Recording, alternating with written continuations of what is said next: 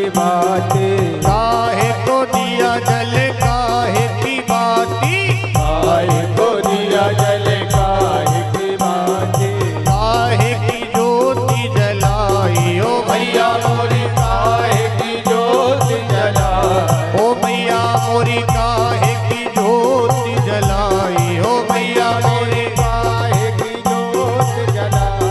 आरती होने लगी। चलो चलो कथा सुनिए, आरती होने लगी। चलो चलो कथा सुनिए, आरती होने लगी। चलो चलो कथा सुनिए, आरती होने लगी। चलो चलो कथा सुने आए, आरती होने लगी। जय हो।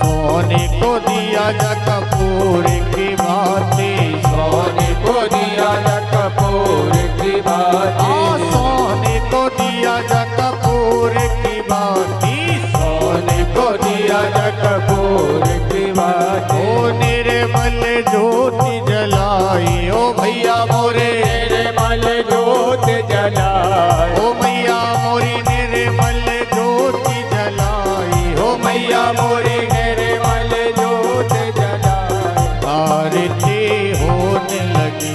चलो चलो कथा सुनिए, आरती होने लगी। चलो चलो कथा सुनिए, आरती होने लगी। चलो चलो कथा सुनिए, आरती होने लगी। चलो चलो कथा सुने आए, आरती होने लगी।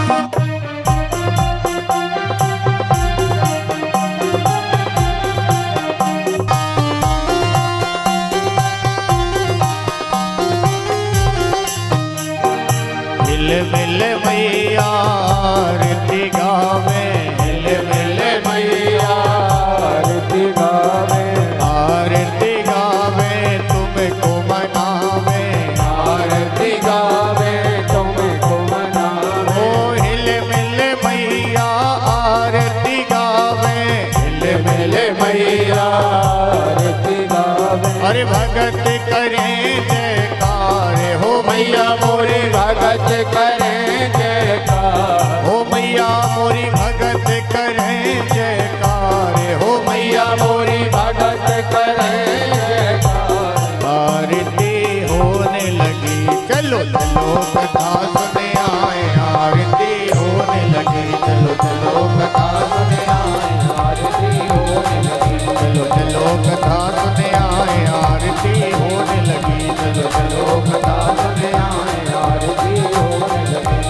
कर्पूर गौरम करुणावतारम संसार सारम भुजगेन्द्रहारम सदा वसंतम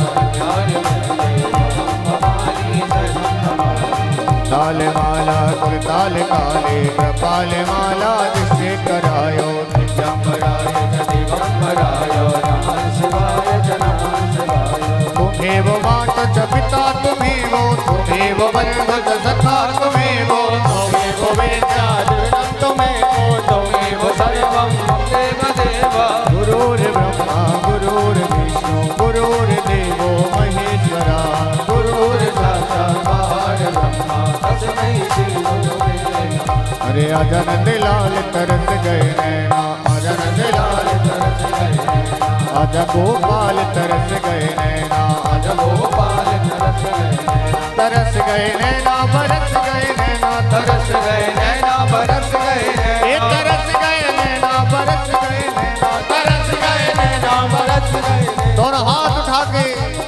आजन लाल तरस गए नैना, आजन लाल तरस गए नैना, अरे आजा गोपाल तरस गए नैना, आजा गोपाल तरस गए नैना, तरस गए नैना, बरस गए नैना, तरस गए नैना।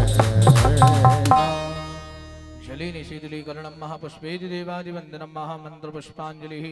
ओम जग्नेन जग्नमय जन्तदेवास्तानि धर्माणि प्रथमान्यासन्नाते हनाकं महिमानः सृजन्यत पूर्वैषाद्याः सन्ति देवाः।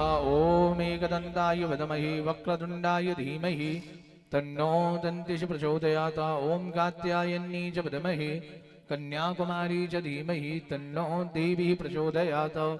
ओम नारायणाय विद्महे वासुदेवाय धीमहि तन्नो विष्णुः प्रचोदयात्।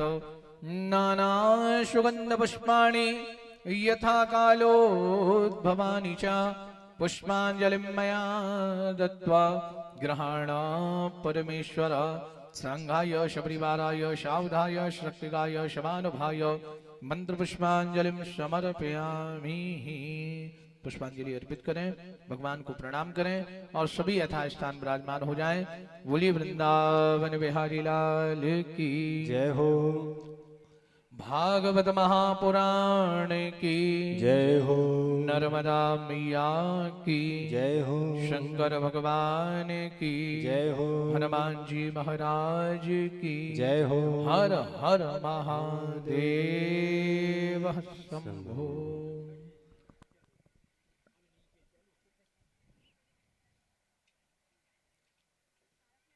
श्री अखंड मंडलाकारं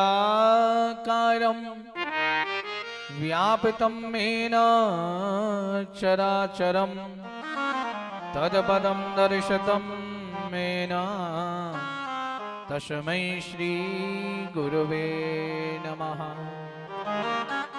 नर्मदायै नमो प्रातर नर्मदायै नमो निशि नमस्ते नर्मदे देवी त्राहि मां भवशालिनी। समुपस्थित भगवत कथा रस के रसिक श्रद्धालु भक्तगण, भक्तिमती माताएं, व्यास मंच पर आसीन अमरकंटक कोटि तीर्थ से पधारी हुई विदुषी सुश्री वैष्णवी गोस्वामी जी, जिनकी अमृतमयी वाणी से हम सभी बमनौटिया परिवार की ओर से ग्राम दमदम की पावनमयी भूमि में विगत 5 दिनों से और आज षष्ठम दिवस में भी भगवान श्री कृष्ण की वांगमय स्वरूपा श्रीमद् भागवत महापुराण की कथा का प्रसन्नता पूर्वक रसास्वादन कर रहे हैं।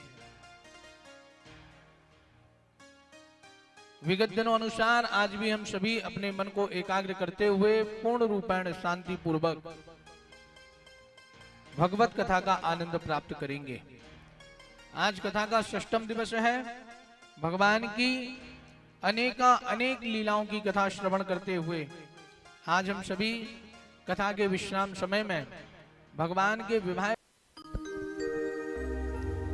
श्री राधे। फिर पुनः निवेदन है, जो भी भक्तगण अभी तक कथा स्थल में नहीं पहुंचे हैं वह भी अति शीघ्रता से पधारें। साथ में ही हमारे इटारसी से मिथिलेश भैया, कन्हैया मामा जी और सभी हमारे सज्जन वृंद पधारे हुए हैं। उनसे भी मेरा विनम्र आग्रह है कि वह अभी ही मंच पर पधार कर व्यासपीठ के पूजन में सम्मिलित होंगे और व्यास जी से आशीर्वाद ग्रहण करेंगे। हमारे जो भी समस्त गोस्वामी भाई लोग पधारे हुए हैं इटारसी से, अभी कुछ समय पूर्व इटारसी में बूढ़ी माता मंदिर पर देवी जी के द्वारा श्रीमद् भागवत महापुराण की भव्य कथा का आयोजन हुआ था, जिसमें आप सभी सम्मानीय जनों का बड़ा ही सुंदर योगदान एवं बड़ा ही सुंदर सहयोग देवी जी को वहां पर प्राप्त हुआ था। आप यहाँ पर आज सभी कथा श्रवण करने के लिए पधारे हैं। यजमान परिवार की ओर से आपका आत्मीय वंदन, स्वागत एवं आपसे निवेदन है कि आप सभी मंच पर पधार कर व्यास पूजन में, प्राण पूजन में सम्मिलित हों और तत्पश्चात फिर हम सभी आज षष्ठम दिवस की पावन कथा में प्रवेश करेंगे। बोलिए वृंदावन बिहारी लाल की जय हो।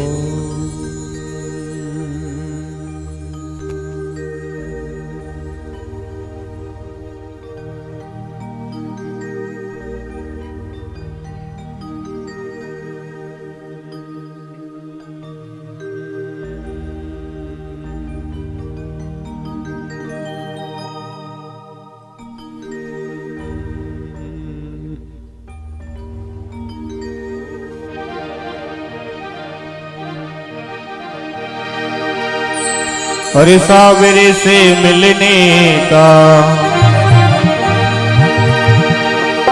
आज सावरे से मिलने का सत्संग ही बहाना है। अरे दुनिया वाले क्या जाने, ओ दुनिया वाले क्या जाने, मेरा रिश्ता पुराना है। दुनिया वाले क्या जाने, मेरा रिश्ता पुराना है।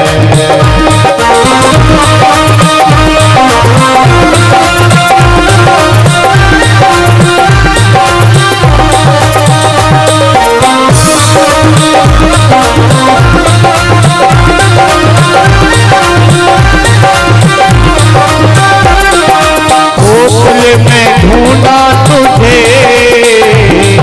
वृंदावन में ढूंढा तुझे, गोकुल में ढूंढा तुझे,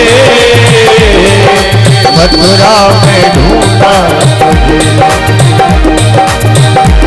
और वृंदावन की गलियों में, वो वृंदावन की गलियों में मेरे श्याम का ठिकाना है। वृंदावन की गलियों में मेरे श्याम का ठिकाना है।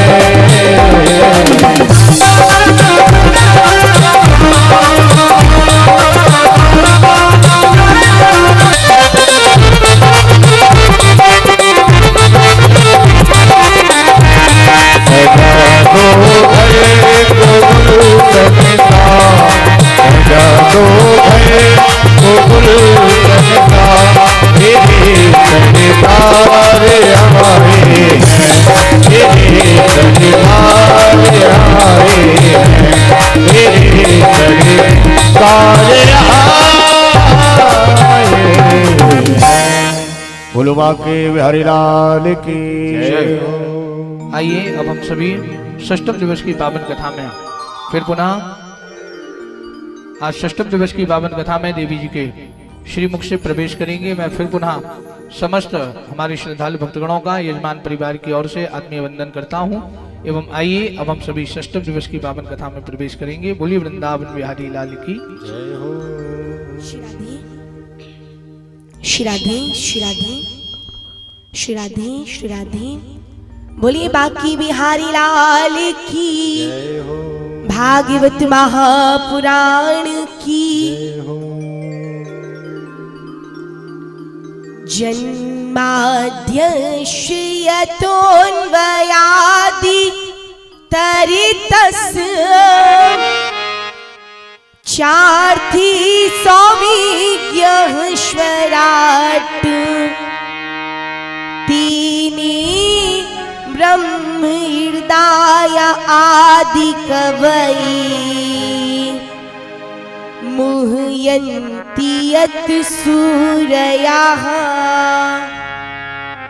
तेजो वारिमृदां यथा विनिमयो यत्र त्रिसर्गो मृषा धाम्ना स्वेन सदा निरस्तकुहकम् सत्यं परं धीमहि यं प्रव्रजन्तमनुपेतमपेतकृत्यम् द्वैपायन विरह कातर आजुहाव पुत्रेति तन्मयतया तरिवोऽभिनेदुः तं सर्वभूतहृदयं मुनिमानतोऽस्मि।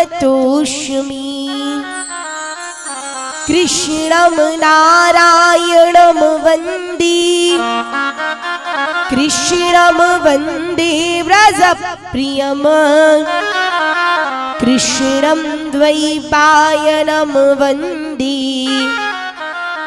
कृष्णं वन्दे वृद्धासुतं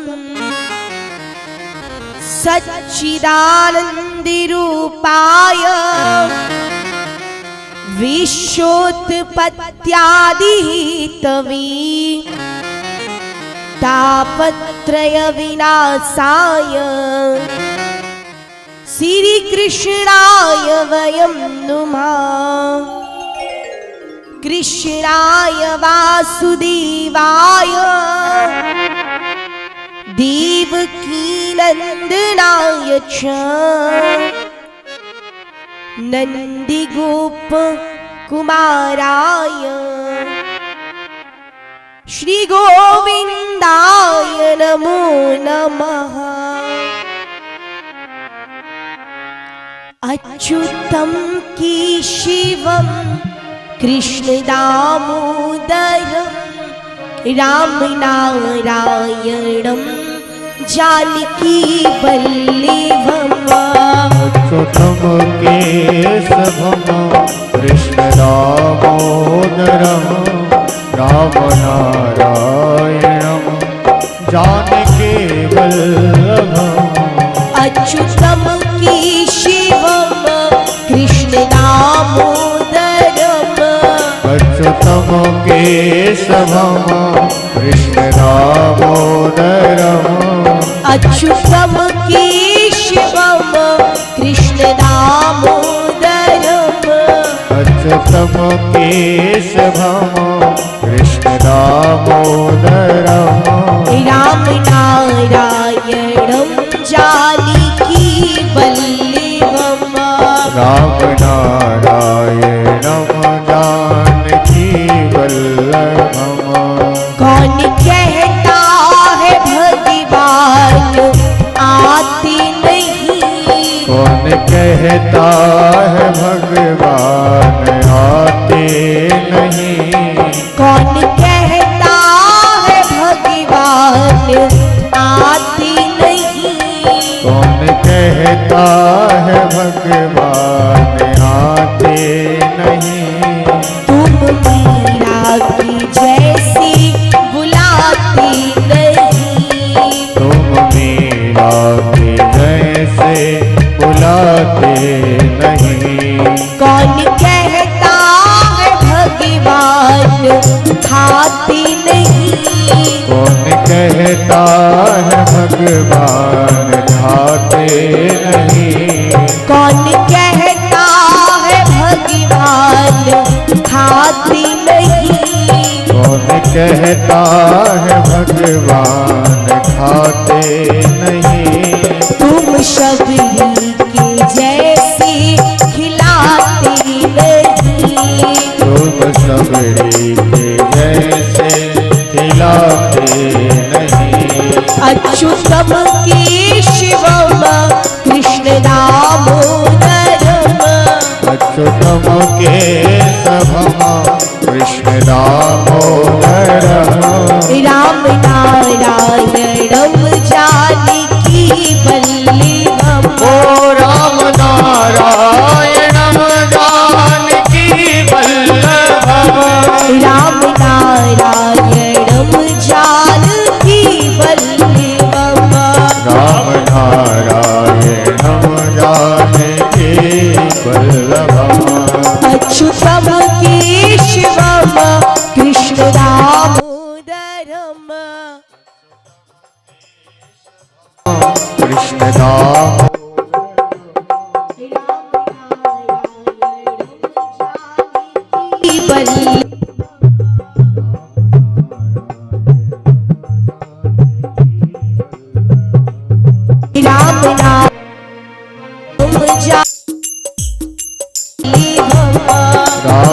रामनारायणं जानकीवल्लभम्।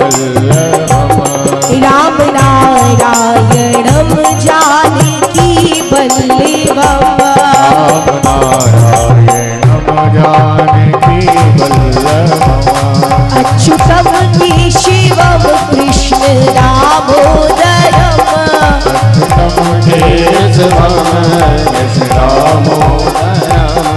अच्युतं केशवं कृष्णदामोदरम् राम केशवम् कृष्ण दामोदरम् राम नारायणं जानकी वल्लभम् राम नारायणं जानकी वल्लभम् राम नारायणं जानकी वल्लभम् राम नारायणं जानकी वल्लभम् राम नारायणं जानकी वल्लभम्।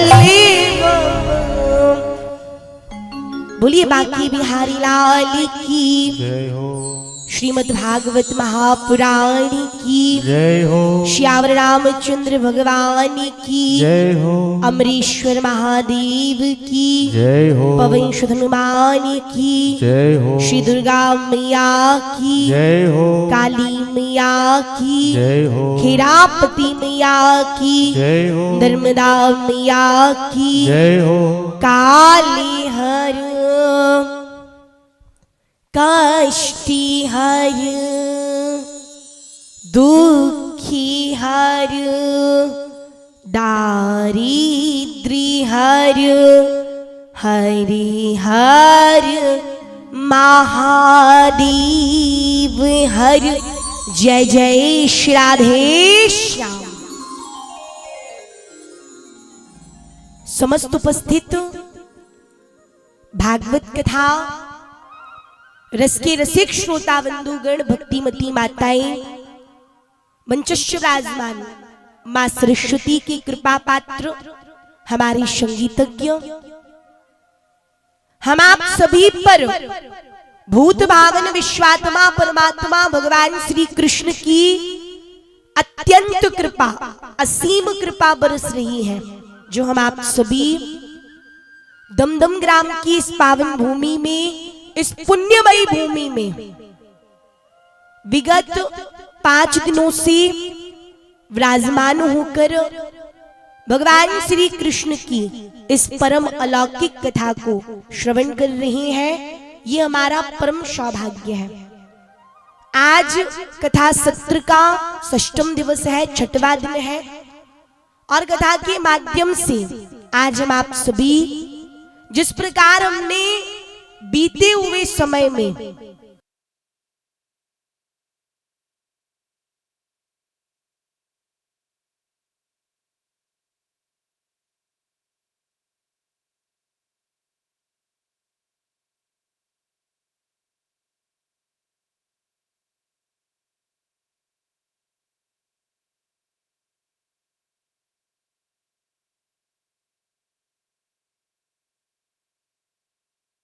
को श्रवण करते हुए किस प्रकार भगवान ने मात्र 6 दिन में महाबलशाली पूतना का वध किया। जब भगवान 3 माह के थे भगवान ने सक्तासुर तृणाव्रत का वध किया। किस प्रकार भगवान माखन चोरी लीला करते हैं, ये सारी कथाएं हम आप सभी ने कथा के माध्यम से कल श्रवण की। जब भगवान माखन चुराते हैं तो गोपियां उल्हाना लेकर आती हैं और ये सब मैया को अच्छा नहीं लगता।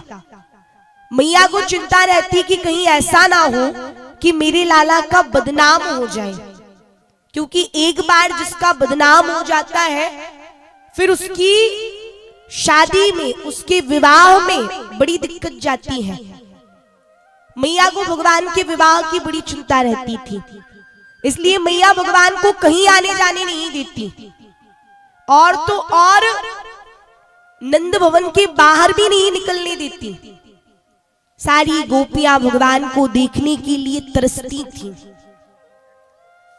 भगवान जब माखन चुराती तो गोपियां भगवान को रंगे हाथ पकड़ने का प्रयास करती, लेकिन वह सफल नहीं हो पाती थी।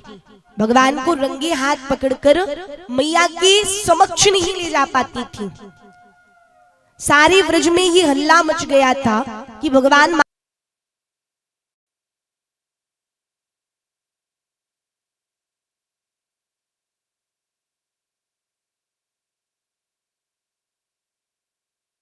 उस समय गोकुल में एक नया विवाह हुआ था। सभी से निवेदन है कि सभी शांति पूर्वक, माताएं बीच में बात नहीं करेंगी, सभी शांति बनाकर जिस उद्देश्य के साथ हम आप सभी यहाँ एकत्रित हुए हैं उस उद्देश्य को पूरा करते हुए सभी ध्यान से कथा को श्रवण करेंगी।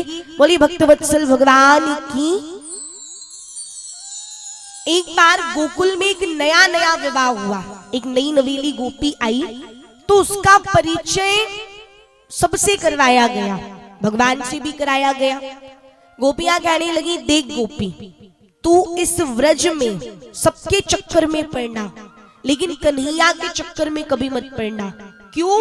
क्योंकि वो माखन चोर है, हो सकता है कभी तेरे घर भी चोरी करने आ जाए, लेकिन आज तक उसे कोई रंगे हाथ नहीं पकड़ पाया। गोपी ने सोचा, जो काम ये सारी गोपियां मिलकर नहीं कर पाई, वो काम मैं करूंगी तो मेरा अच्छा प्रभाव जमेगा। अभी अभी मेरा ब्याह हुआ है, तो उसने एक युक्ति बनाई, कहा मैं पकड़ूंगी लाला को रंगे हाथ। गोपियों ने समझाया कि अभी अभी तो तेरा ब्याह हुआ है, कहाँ तू कन्हैया के चक्कर में पड़ रही है। कहा नहीं, मैं तो कन्हैया को रंगे हाथ पकड़ूंगी। कैसे पकड़ेगी? तो उसने मटकी में घंटी बांध दी, मटकी छीके पर टांग दी, घंटी बांध दी, वो चारपाई लगाकर सो गई। अब यहाँ पर जब भगवान आए, भगवान ने देखा मटकी में घंटी बंधी हुई है। भगवान ने कहा, गोपी बड़ी होशियार है, मटकी में घंटी बांध कर रखी हुई है। तो भगवान ने पहली घंटी से पूछ लिया कि तू बता किसके पक्ष में है, मेरे पक्ष में है या उस गोपी लली के पक्ष में है, गोपी के पक्ष में है। घंटी कहने लगी, प्रभु ये भी कोई पूछने वाली बात है, मैं तो आपके पक्ष में रहूंगी, मैं आपके पक्ष में हूं। कहा ठीक है, तो बजना मत। घंटी कहने लगी, प्रभु आप निश्चिंत रहिए, मैं नहीं बजूंगी, आप निश्चिंत होकर माखन खिलाइए। भगवान ने मटकी में हाथ डाला, घंटी नहीं बजी, माखन निकाला, घंटी नहीं बजी। भगवान बड़े प्रसन्न थे कि गोपी घंटी के सहारे है और घंटी मेरे पक्ष में है। माखन निकाल कर माखन खिलाया, घंटी नहीं बजी। लेकिन भगवान ने सोचा कि इस नई नवेली गोपी का माखन मैं भी तो चक्कर देखूं कि कैसा है, मैं भी तो खाकर देखूं। जैसे थोड़ा सा माखन लिया, भगवान ने जब चखा तो घंटी बज गई। और जैसी घंटी बजी, भगवान ने कहा, तूने इतनी जल्दी पक्ष बदल लिया।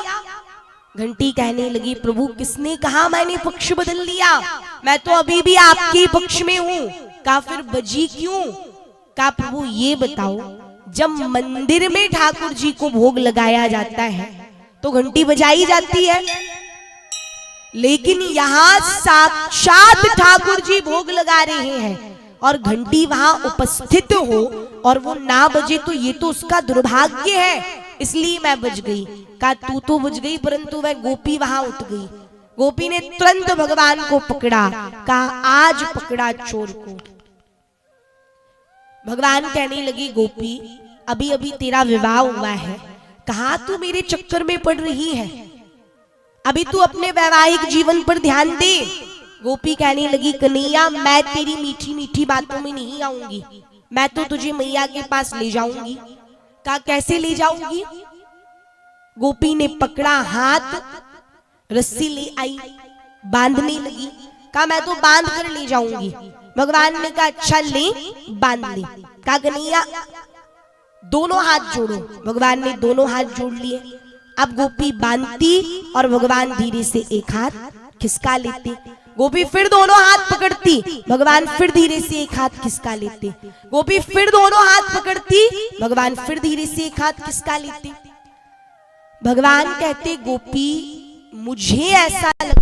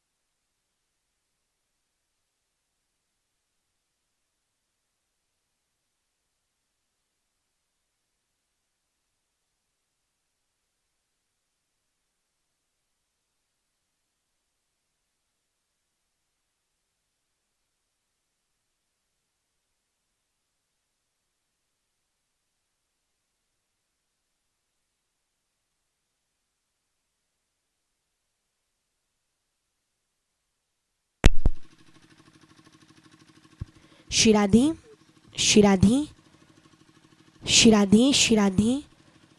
बोले बांके बिहारी लाल की जय हो। श्री सुखदेव जी कहते हैं, परीक्षित, गोपी भगवान को बांधने लगी। श्री राधे श्री राधे श्री राधे। बोलिए बांके बिहारी लाल की। जब गोपी भगवान को बांधने लगी, भगवान ने कहा, गोपी मुझे लगता है तेरी मैया ने तुझे बांधना नहीं सिखाया। गोपी ने कहा, कन्हैया तुझे बांधना आता है? भगवान ने कहा, मुझे सब कुछ आता है, मुझे तो बहुत अच्छे से बांधना आता है। कहा, कन्हैया मुझे सिखा दे। भगवान ने कहा, ऐसे नहीं सिखाऊंगा। कहा, कैसे सिखाएगा? कहा, पहले मुझे अपना गुरु बना। कहा, बनाया। कहा, प्रणाम कर। कहा, किया। कहा, ऐसे प्रणाम नहीं, साष्टांग प्रणाम कर। कहा, साष्टांग प्रणाम किया। भगवान ने कहा, मुफ्त में नहीं सिखाऊंगा, दक्षिणा लेकर आ। गोपी दक्षिणा लेकर आई। कहा, कन्हैया अब सिखा दे। भगवान ने कहा, हाँ अब अपने हाथ आगे कर। जैसे ही दोनों हाथों को आगे किया कि उसी समय भगवान ने फटाफट रस्सी ली, गांठ बांधना प्रारंभ किया। 2-3 गांठें बांधी की गोपी कहने लगी, कन्हैया मैं सीख गई सीख गई सीख गई सीख गई। भगवान कहने लगी, गोपी तूने मुझे क्या बनाया? गोपी कहने लगी, कन्हैया गुरु बनाया। का गुरु बनाया और दक्षिणा भी दी। और एक गुरु का कर्तव्य होता है कि कभी भी हो अपने शिष्य को अधूरी विद्या नहीं सिखाना चाहिए, अधूरा ज्ञान नहीं देना चाहिए। इसलिए ज्ञान तो मैं तुझे पूरा दूंगा। गोपी कहने लगी, कन्हैया मुझे पूरा ज्ञान हो गया, बस मेरे हाथों को खोल दे। फटाफट 7 गांठें बांधी। भगवान कहने लगी, गोपी एक बात तो मैं तुझे बताना ही भूल गया। कहा, कोई बात नहीं, भूल गया तो भूल गया, बाद में बता देना। कहा, गोपी जब तुझे पता चलेगा तो तुझे भी बड़ा दुख होगा। कहा, अच्छा बता क्या भूल गया? भगवान कहने लगे, देख गोपी, मेरी मैया ने मुझे बांधना सिखाया था, जो मैंने तुझे सिखा दिया। लेकिन मैं तुझे ये बताना भूल गया कि मेरी मैया ने मुझे केवल बांधना ही सिखाया था, अब तक खोलना नहीं सिखाया। गोपी कहने लगी, कन्हैया खोलकर तो जाना पड़ेगा। भगवान ने अंगूठा और जीभ दिखाकर ऐ पकड़ेगी ऐ पकड़ेगी। गोपी ने कान पकड़ लिए कि अब कन्हैया को कभी नहीं पकड़ूंगी। सारे व्रज में हल्ला मच गया कि भगवान माखन चोर तो है, लेकिन कोई उन्हें रंगे हाथ नहीं पकड़ पाता। अब यहाँ पर जो गोपी के सास ससुर थे, उनने सोचा नई नवेली गोपी है, गरम गरम रोटियां बनाकर रखी होंगी। यहां आकर देखा तो क्या देखा कि नई नवेली गोपी तो बंधी पड़ी हुई है। इस प्रकार भगवान श्री कृष्ण माखन चोरी लीला करते हैं। भगवान जब माखन चुराते हैं, गोपियां उल्हाना लेकर आती हैं। इसलिए कुछ समय के लिए माँ यशोदा ने भगवान का आना जाना बंद कर दिया। अब तो गोपी जब भी यमुना जी में एकत्रित होती, केवल भगवान की चर्चा करती, भगवान का चिंतन करती। एक बार तो मैया यशोदा सूर्योदय से पहले उठी। एकदा गृहदासी सु यशोदानंद गीहनी, कर्मांतर न्यूकताशु निर्म मंथन स्वयं दधी। मैया यशोदा स्वयं दधी मंथन कर रही हैं। जबकि भागवत में वर्णन आया है कि नंद बाबा के यहाँ 3 प्रकार की दासियां काम करती थी। सभी ध्यान से श्रवण करेंगे। ग्रहचरी दासियां, वनचरी दासियां, गोष्ठचरी दासियां। जो ग्रहचरी दासियां थी वो घर के काम करती थी। जो गोष्ठचरी दासियां थी वो गौशाला में रहकर गौओं की सेवा करती थी। जो वनचरी दासियां थी वो वन से घास लेकर आती थी। इस प्रकार 3 प्रकार की दासियां थी। लेकिन आज मैया यशोदा ने उन तीनों प्रकार की दासियों को दूसरे कामों में लगाकर स्वयं भगवान के लिए दधि मंथन कर रही हैं। यानी यानी हगीतानि तदबाल चरितानि च दधि निर्मंथने काले स्मरन्ति तान्य गायत। मैया यशोदा मन से भगवान का स्मरण कर रही हैं, वाणी से उनकी गीत गा रही हैं, हाथों से भगवान के लिए दधि मंथन कर रही हैं। मैया यशोदा ने अपना मन वाणी कर्म सब कुछ भगवान को समर्पित कर दिया है। और कहा जाता है इस संसार में भगवान का सच्चा भक्त वही है जो अपना सब कुछ भगवान को सौंप दे, जो आत्मसमर्पण कर दे। मैया यशोदा जब दधि मंथन कर रही थी तो उनकी चोटी से मालती के फूल नीचे गिर रहे थे। तो कवियों ने कहा कि वह फूल नीचे गिर रहे थे और कह रहे थे कि जिस भक्त का मन वाणी कर्म भगवान को समर्पित हो, हम उसके सिर पर रहने के योग्य नहीं है, इसलिए अपने आप वह फूल चरणों में गिर रहे थे। मैया यशोदा जिस समय दधि मंथन कर रही थी तो भगवान की निद्रा भंग हुई। भगवान सो रहे थे, भगवान उठे, भगवान ने अपनी आंखों को मला। श्रृंगार के समय मैया यशोदा ने भगवान को काजल लगा दिया था।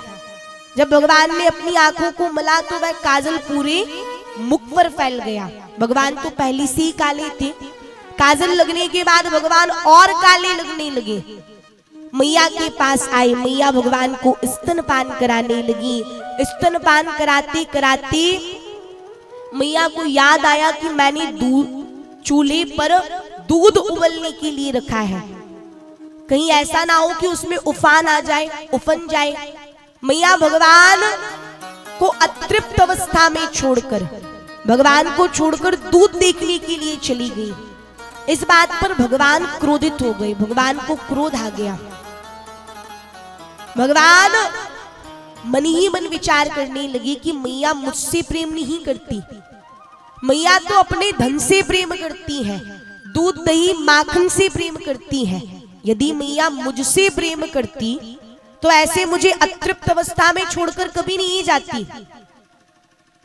भगवान ने एक प्राचीन मटकी वहां रखी हुई थी, उस मटकी को क्रोध में आकर तोड़ डाला।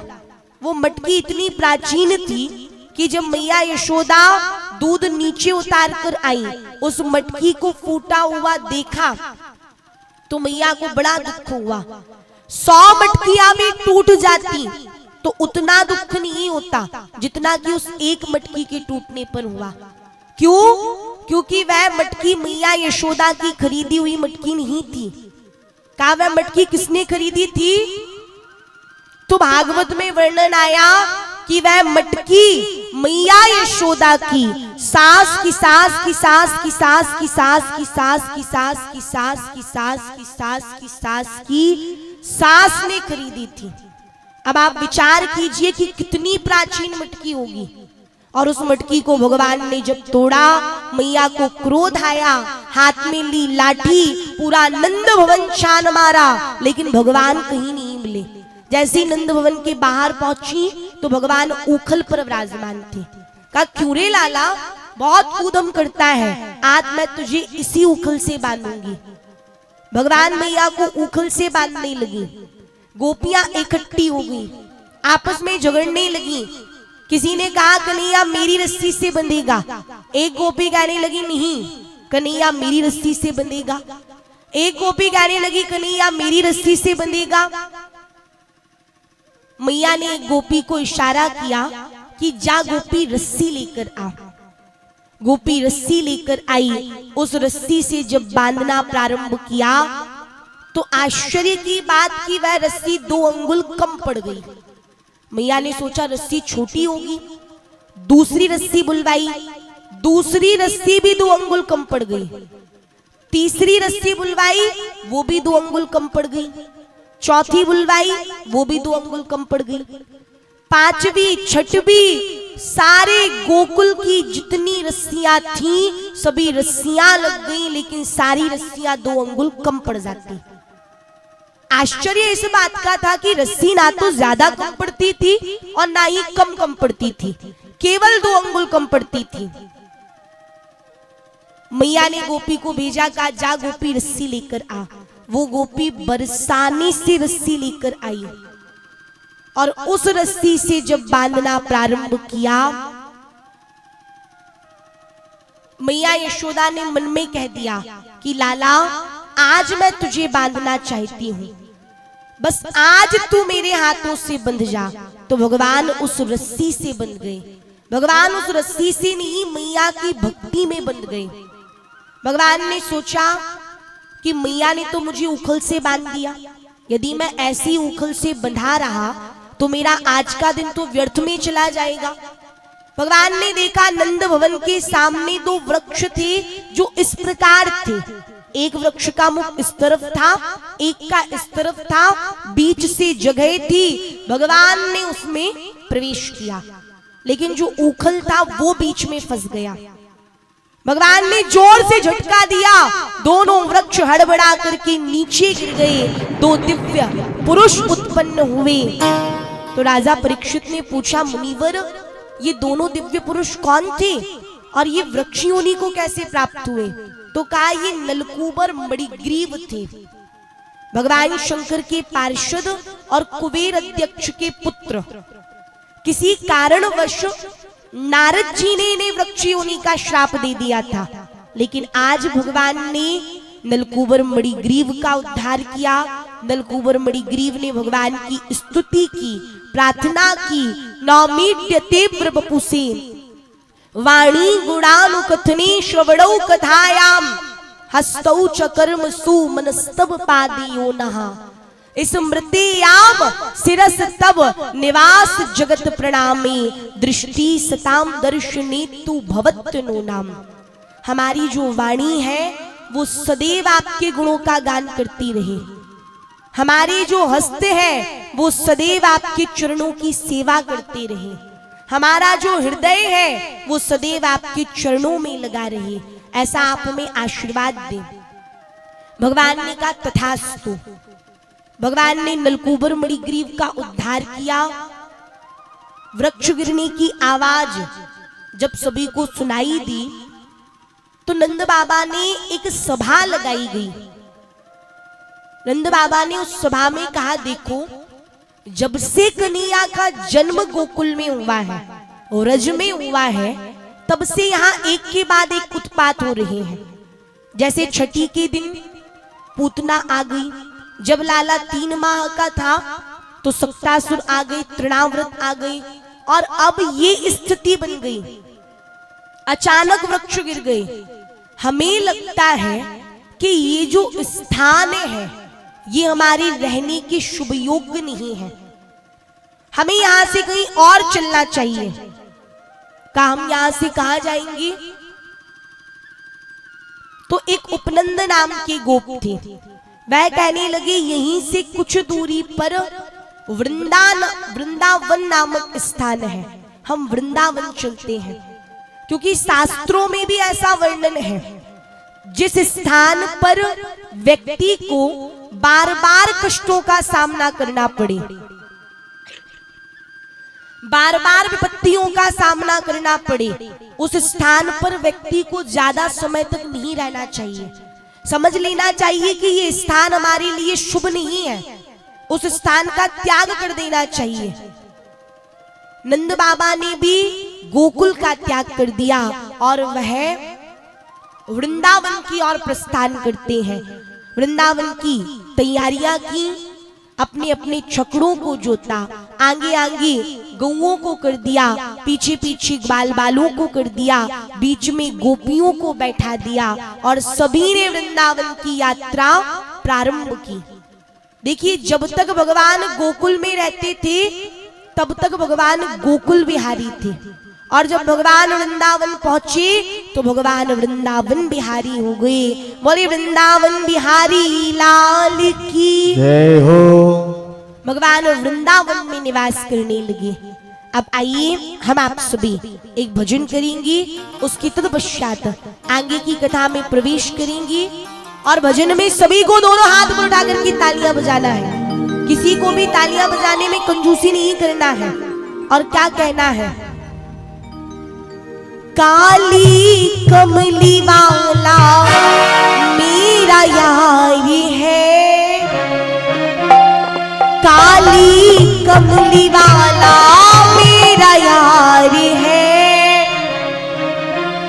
मेरे मन का मोहन तू दिलदार है। ओ काली कमली वाला मेरा यार है, यार है, मेरे मन का मोहन तू दिलदार है।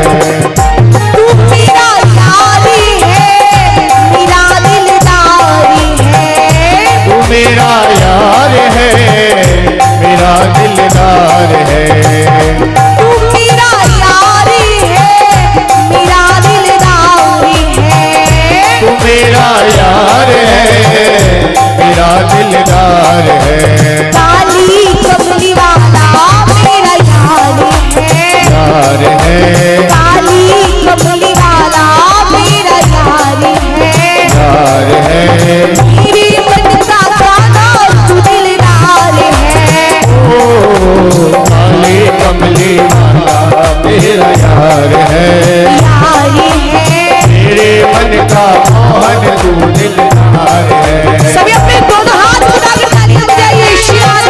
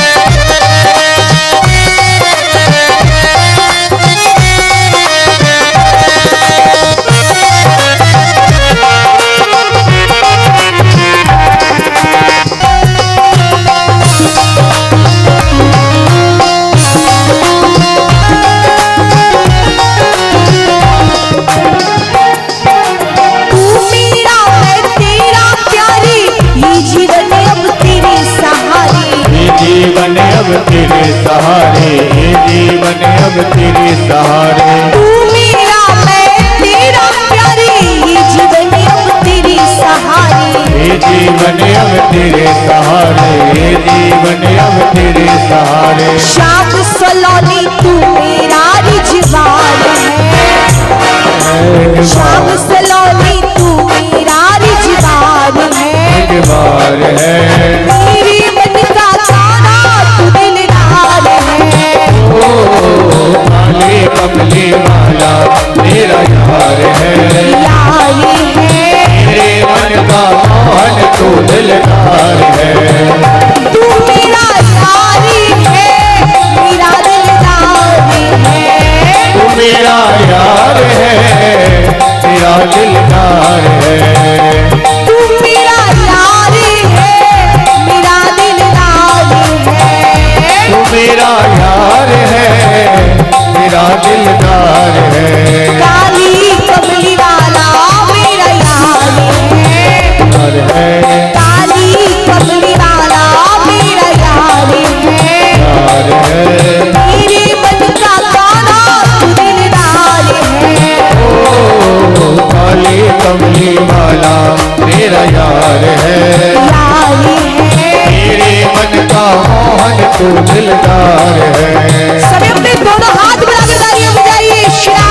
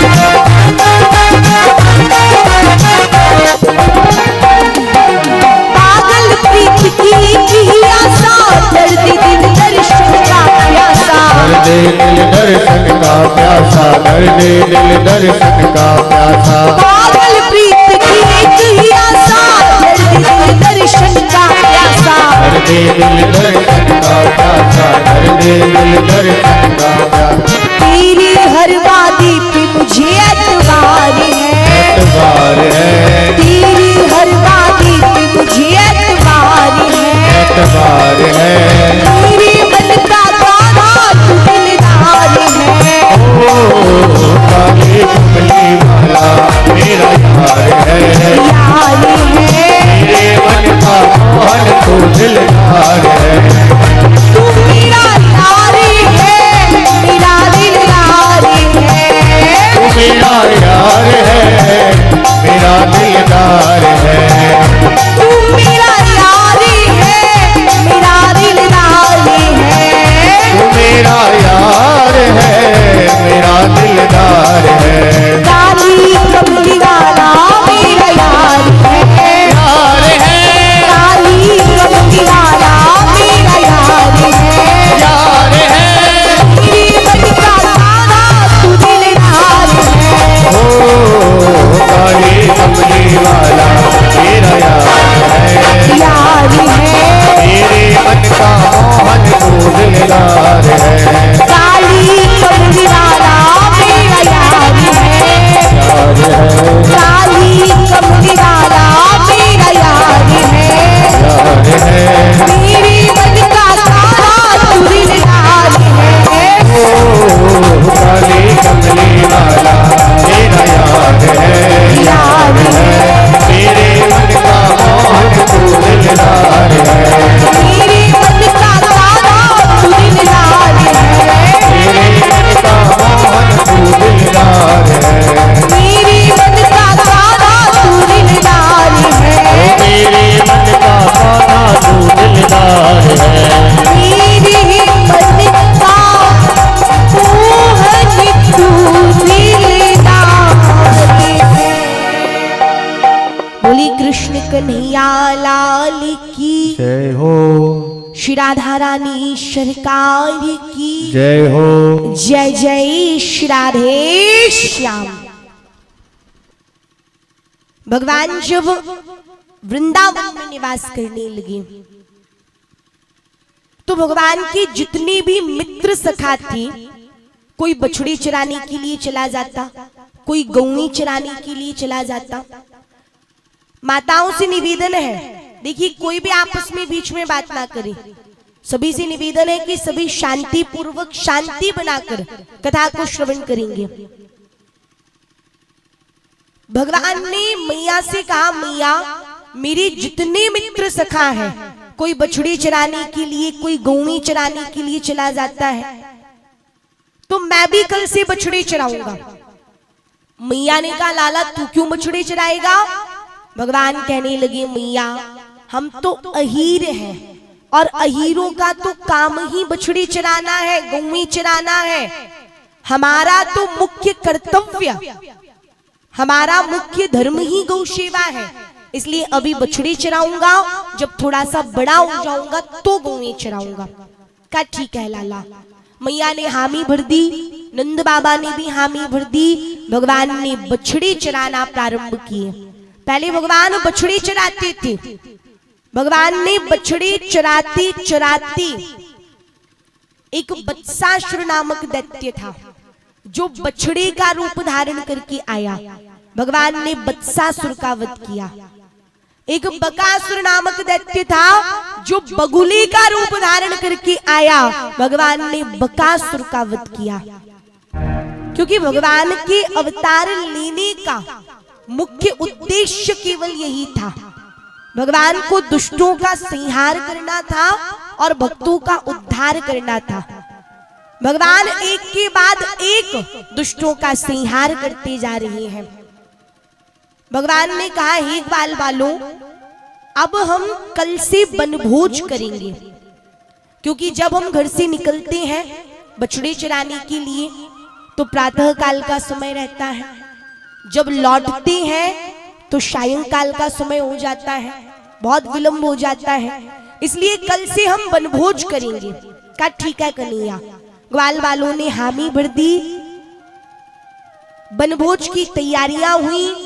रात्रि में सभी ने अपनी अपनी मैयाओं से कह दिया था कि हम कल बनभोज करेंगे, इसलिए हमारे लिए छीका लेकर आना। दूसरे दिन सभी ने अपने अपने छीके लिए और वन की ओर गमन किया। भगवान हास प्रयास भी करते जाते। भगवान कभी आगे निकल जाते तो ग्वाल बाल पीछे रह जाते, कभी ग्वाल बाल आगे निकल जाते तो भगवान पीछे रह जाते। जब भगवान बनभोज करने के लिए गए तो उसी बीच एक अघासुर नामक दैत्य, श्री सुखदेव जी कहते हैं अघासुर इतना बलशाली दैत्य था, इतना बलशाली था कि देवता अमृत का पान करके भी उससे डरते थे। तो विचार कीजिए आप कितना बलशाली होगा।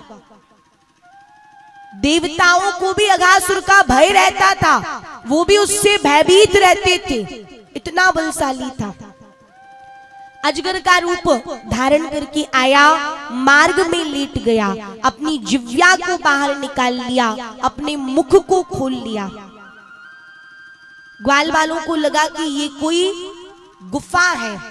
ग्वाल वालों ने अघासुर के मुख को गुफा समझकर प्रवेश किया। भगवान बहुत पीछे रह गए थे, ग्वाल बाल बहुत आगे आ चुके थे। ग्वाल वालों ने कहा कि ये गुफा बड़ी प्राचीन लग रही है, तो हम इस गुफा के दर्शन करेंगे। कुछ ग्वाल वालों ने कहा नहीं, मुझे ये गुफा ठीक नहीं लग रही, क्योंकि हम प्रतिदिन यहीं से निकलते हैं, लेकिन पहले कभी ये गुफा नहीं देखी, आज पहली बार ये गुफा देख रहे हैं। कुछ ग्वाल बाल कहने लगे जंगल के तो सभी मार्ग एक से होते हैं, हो सकता है हम किसी और मार्ग से निकलते हों, क्योंकि ये गुफा देखने में तो बड़ी प्राचीन लग रही है, हमें इस गुफा में प्रवेश करना चाहिए। सभी ने गुफा में प्रवेश किया। भगवान ने भी ग्वाल वालों की रक्षा के लिए गुफा में प्रवेश किया, अघासुर के मुख में प्रवेश किया। जितने ग्वाल बाल बछड़े थे वो तो अघासुर के नाश्ते के बराबर भी नहीं थे, इतना विशाल शरीर था अघासुर का। लेकिन जब भगवान ने अघासुर के मुख में प्रवेश किया, अपने शरीर को फुलाया, अघासुर को लगा भोजन बहुत ज्यादा मात्रा में हो गया है। भगवान ने और अपने शरीर को फुलाया, इतना फुलाया कि अघासुर से सहन नहीं हुआ, अघासुर का पेट बीच में से फट गया। भगवान ने अघासुर का वध किया। बोली कृष्ण कन्हैया लाल की जय हो। अघासुर के शरीर से एक दिव्य ज्योति निकली जो भगवान के चरणों में समाहित हो गई। भगवान यमुना जी की तट पर पहुंचे। भगवान ने कहा ये यमुना तट कितना सुंदर है। अत्र भोक्तव्यमस्माभिर दिवारूढ़ं क्षुधार्दिता वत्सा समीपे पापीत्वा चरन्तु संकैस्तृणम्। हम यही भोजन करेंगे, यहीं पर हमारी गैया घास खाएंगी, यहीं पर बछड़े घास खाएंगे और हम यहीं पर बैठकर भोजन करेंगे। ग्वाल बाल कहने लगे ठीक है कन्हैया, तुम्हारी इच्छा है तो हम यहीं भोजन करेंगे। किसी ने पत्ते की पत्तल बना ली, किसी ने पुष्पों की पंखुड़ियों की पत्तल बना ली। जो आलसी थे वो छीके में ही बैठकर खाने लगे। सभी ने एक गोला बना लिया, बीच में भगवान को बैठा दिया, सभी भोजन कर रहे हैं। भगवान तो भोजन भी करते जाते और हास प्रयास भी करते जाते। भगवान कहते देखो देखो वो कितनी सुंदर मोर है, तो सभी उस मोर को देखते और भगवान सबकी पत्तलों की तरफ देखते कि कौन क्या लाया है। जो अच्छा लगता वो उठाकर अपनी पत्तल में रख लेते, जो अच्छा नहीं लगता वो दूसरे की पत्तल में रख देते। भगवान कहते देखो देखो वह कितनी सुंदर हिरण है, तो सब उस हिरण को देखते और भगवान फिर सबकी पत्तलों की तरफ देखते।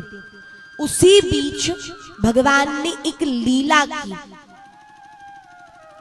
ब्रह्मा जी ने ब्रह्मलोक से देखा कि ये तो वही बालक है जिसने कुछ समय पहले अघासुर का वध किया। अघासुर का वध कोई साधारण बालक तो नहीं कर सकता, ये साक्षात भगवान के अवतार हैं। लेकिन फिर सोचा ये बालक तो साधारण बालकों की जैसे, ग्वाल बालाओं की जैसे सभी ग्वाल बालों का झूठा मीठा खा रहा है। भगवान ने एक लीला भी की। भगवान कहने लगी, श्री रामा, मैंने सुना है तेरी माँ कड़ी बहुत अच्छी बनाती है। कहा कन्हैया बनाती तो बहुत अच्छी है, लेकिन ये कड़ी केवल मेरे लिए है। श्री रामा ने दोना उठाया और वह कड़ी का पान करने लगा। भगवान कहने लगे, कुछ भी हो सब मिल बांट कर खाना चाहिए, थोड़ी सी चखने के लिए दे दे। कहा नहीं कन्हैया, ये कड़ी तो केवल मेरे लिए है। वह कड़ी का पान करने लगा कि भगवान ने उससे कड़ी का दोना छीन लिया। भगवान कड़ी का पान करने लगे। कभी भगवान कड़ी छीन लेते तो कभी श्री रामा कड़ी छीन लेता। ब्रह्मा जी ने कहा, ये बालक भगवान नारायण तो नहीं हो सकता। संसार के समस्त प्राणी भगवान को भोग लगाकर फिर प्रसाद ग्रहण करते हैं, लेकिन ये बालक, ये तो झूठी कड़ी के लिए झगड़ रहा है, झूठी कड़ी का पान कर रहा है। लेकिन ब्रह्मा जी ने सोचा कि अघासुर का वध भी कोई साधारण बालक नहीं कर सकता। भगवान की लीला ऐसी होती है कि आज स्वयं जो सृष्टि के रचयिता है ब्रह्मा जी, वो मोह में पड़ गए, मोहित हो गए कि ये भगवान है या नहीं। इसलिए आप लोगों से बार बार कहा जाता है, माताएं विशेषकर ध्यान दें, क्योंकि माताएं बहुत बात करती हैं। माताओं से निवेदन है कि आप कहीं भी कथा में जाइए, लेकिन इस बात का विशेष ध्यान रखें कि जब हम कथा में जाएं तो किसी को भी बीच में बात नहीं करनी चाहिए। हम आप सभी तो बिल्कुल साधारण मनुष्य हैं। भगवान की लीला ऐसी होती है कि भगवान की लीला में सब मोहित हो जाते हैं। एक बार स्वयं मां जगत जननी, ये कथा तो प्राय आप सभी को पता होगी, आप सभी ने सुनी होगी। एक बार त्रेता जुग माही, शंभु गए कुंभज ऋषि पाही, संग सती जग जननी भवानी, पूजे ऋषि अखिलेश्वर जाने। माता सती ने भोलेनाथ से कहा, प्रभु सारा संसार आपका स्मरण करता है, आप नेत्र बंद करके किसका स्मरण करते हैं? भोलेनाथ ने कहा, मैं अपने आराध्य देव भगवान राम का स्मरण करता हूं। भगवान राम की कथा श्रवण कराने के लिए भगवान भोलेनाथ माता सती को लेकर अगस्त ऋषि के यहाँ पहुंचे। अगस्त ऋषि ने भगवान भोलेनाथ और माता सती दोनों का पूजन किया। माता सती ने कहा, ये क्या हमको कथा श्रवण कराएंगे? ये तो वक्ता है और नियम ये है कि श्रोता वक्ता का पूजन करता है, लेकिन ये तो वक्ता होकर श्रोता का पूजन कर रहे हैं। कथा जब प्रारंभ हुई तो माता सती का मन कथा में नहीं लगा, उनका मन यहां वहां भटकता रहा।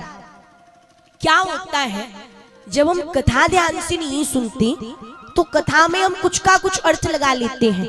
एक बार एक व्यक्ति कथा सुनने गया, पहली बार कथा में गया था, तो उसने कथा में सुन लिया कि ब्राह्मण के मुख में गंगा का वास होता है, ब्राह्मण के मुख में गंगा होती है। अब उसने सुन लिया, वह बड़ा प्रसन्न हुआ। अब प्रसन्न क्यों हुआ? उसे उसके पिताजी की अस्थियां विसर्जित करने के लिए गंगा जी जाना था, लेकिन कथा में उसने सुन लिया कि ब्राह्मण के तो मुख में गंगा होती है।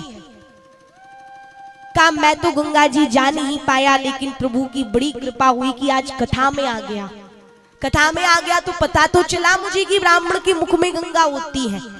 अब ऐसा करता हूं कि पंडित जी का निमंत्रण कर लेता हूं, उन्हें भोजन भी करा दूंगा और अस्थियां भी विसर्जित कर दूंगा।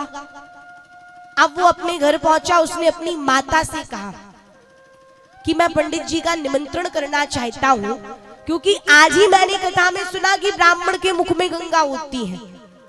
अब उसकी माता उसके भाव को नहीं समझ पाई।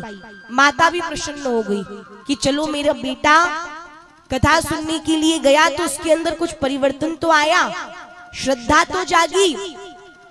माता जी भी प्रसन्न हो गई कि हाँ ठीक है, दूसरे दिन निमंत्रण हुआ, अब पंडित जी भोजन करने आए। तो उसने सोचा कि ऐसा करता हूं, पंडित जी को भोजन तो कराना है, लेकिन पहले गंगा जी में अस्थियां विसर्जित करा देता हूं। पहले गंगा जी में अस्थियां विसर्जित कर देता हूं, फिर इन्हें भोजन कराऊंगा। तो अंदर उसके पिताजी की अस्थियां रखी थी।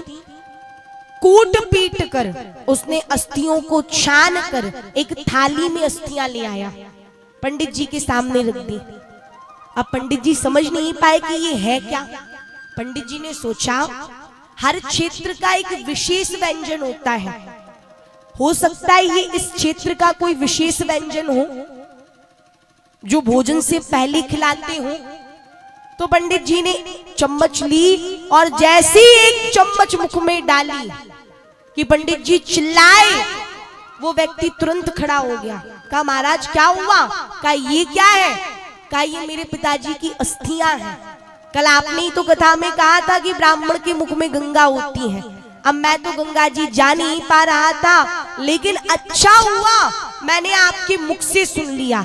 मैंने सोचा कि आपके तो मुख में ही गंगा होती है, गंगा जी नहीं जाना पड़ेगा, आपके मुख में अस्थियां विसर्जित कर दो। पंडित जी घबराए, वहां से तुरंत भाग गए। कहने का तात्पर्य, जब हम कथा ध्यान से नहीं सुनते तो कथा में कुछ का कुछ अर्थ लगा लेते हैं, सुनते कुछ है उसे समझ कुछ लेते हैं।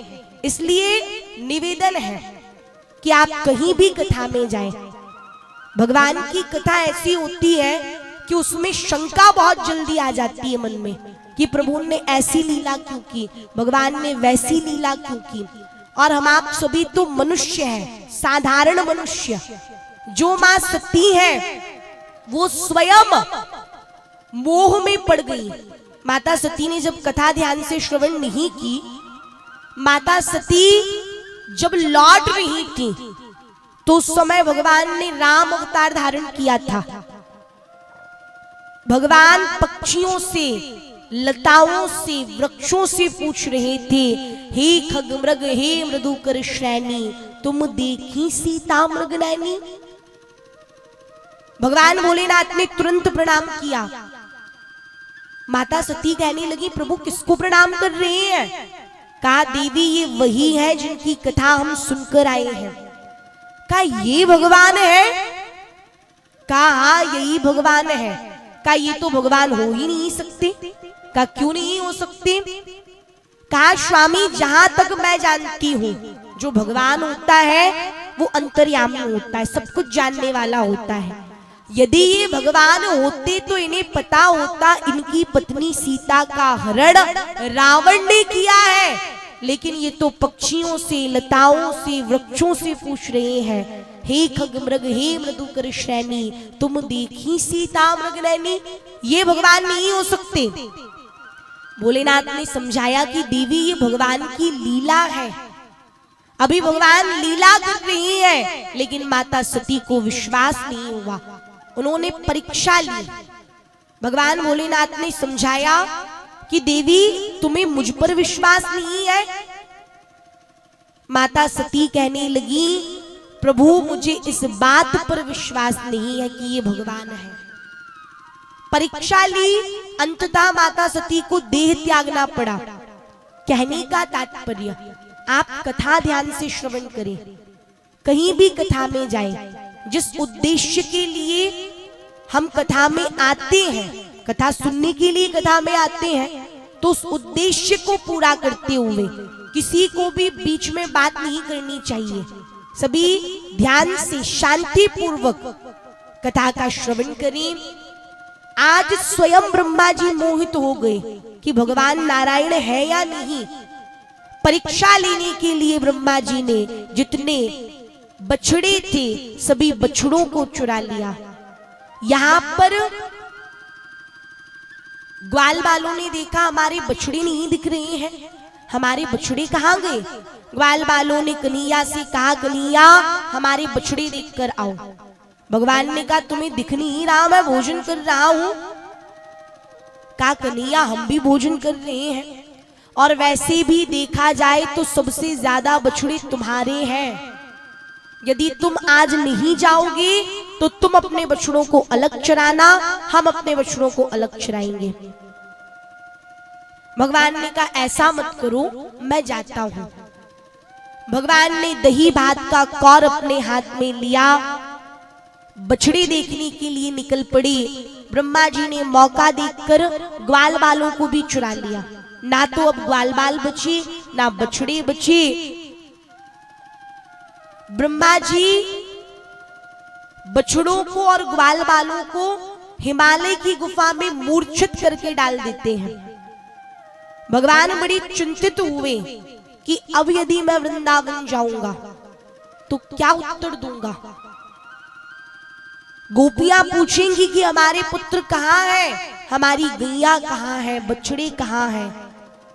भगवान जब चिंतित हुए तो श्री सुखदेव जी कहते हैं, यावद बत सब बत से काल्पक मपुर, यावद कराग्रादिकम,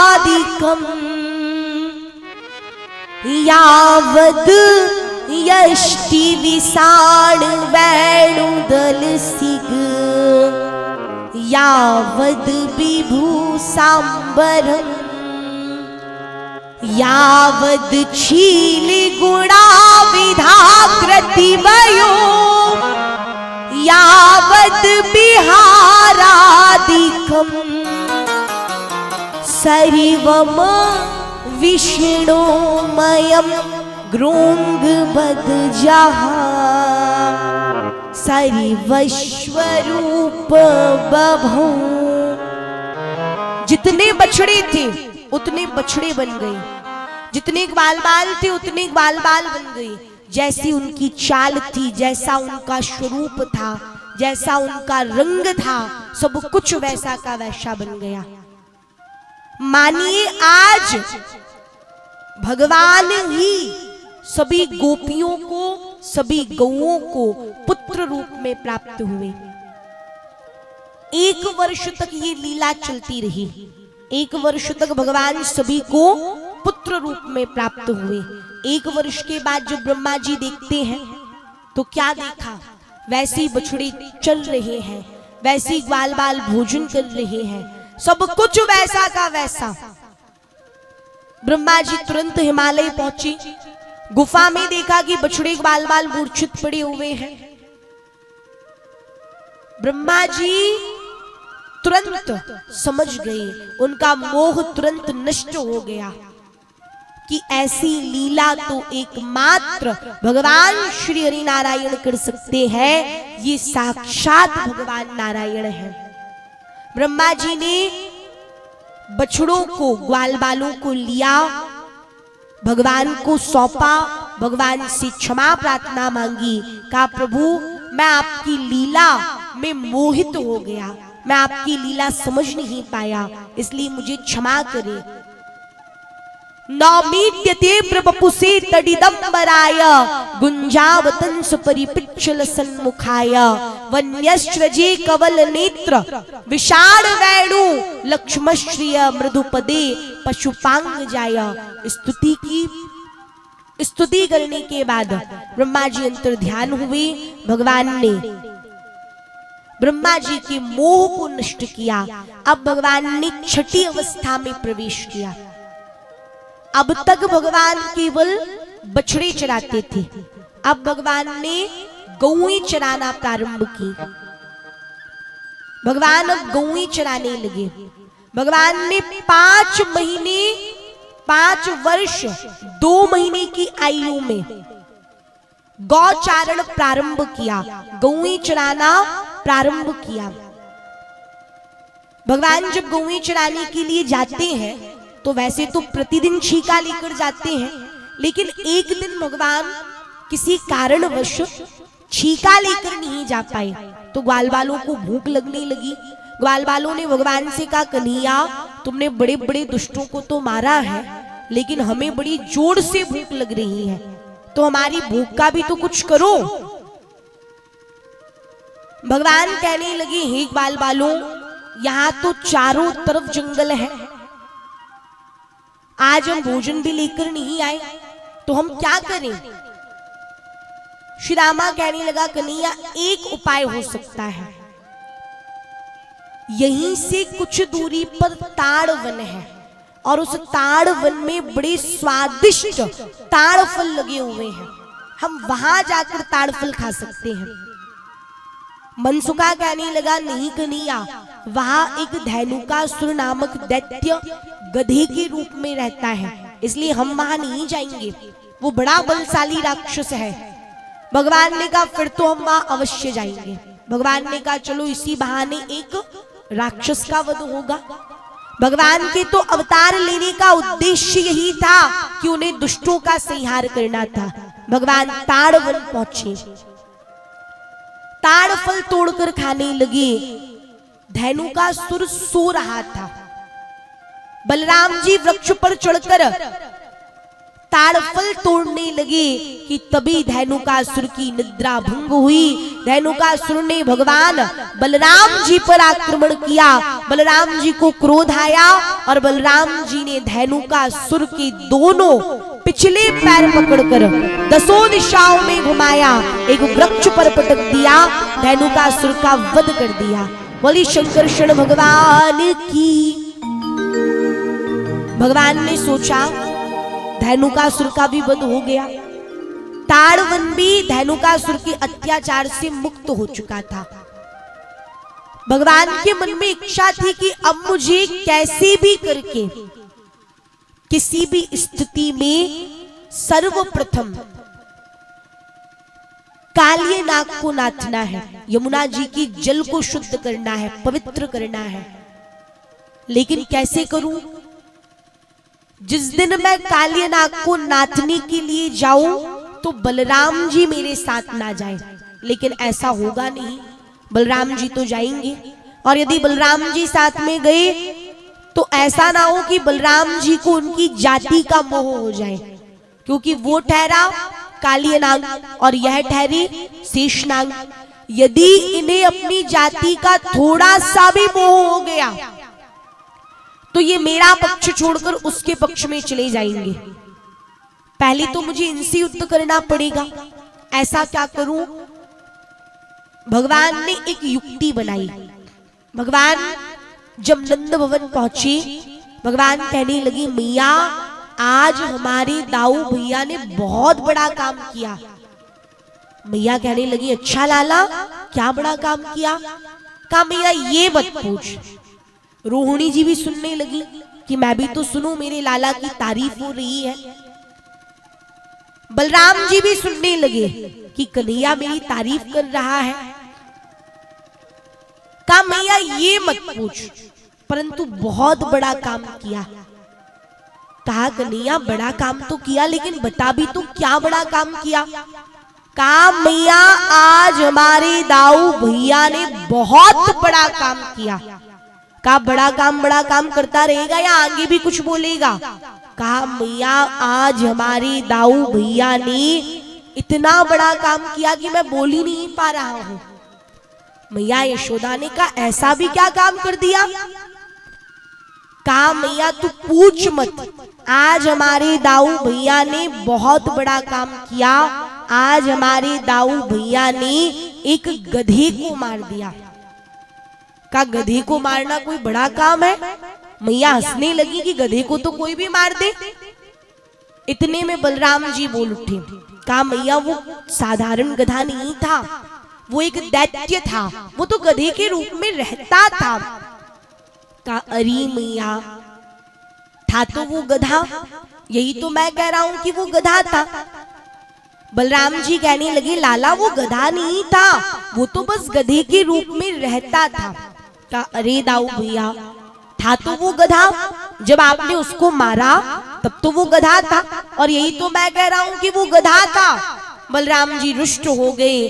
कहा मैया कल मैं कन्हैया के साथ बछड़े चराने के लिए नहीं जाऊंगा।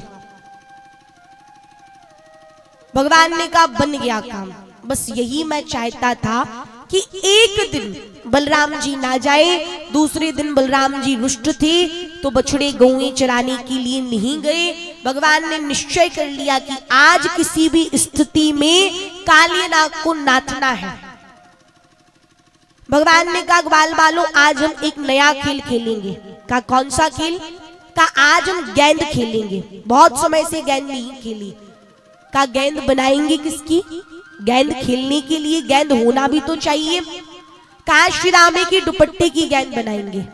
श्री रामा कहने लगा कन्हैया तुझे इतने सारे ग्वाल बालों में एक मैं ही दिखता हूं।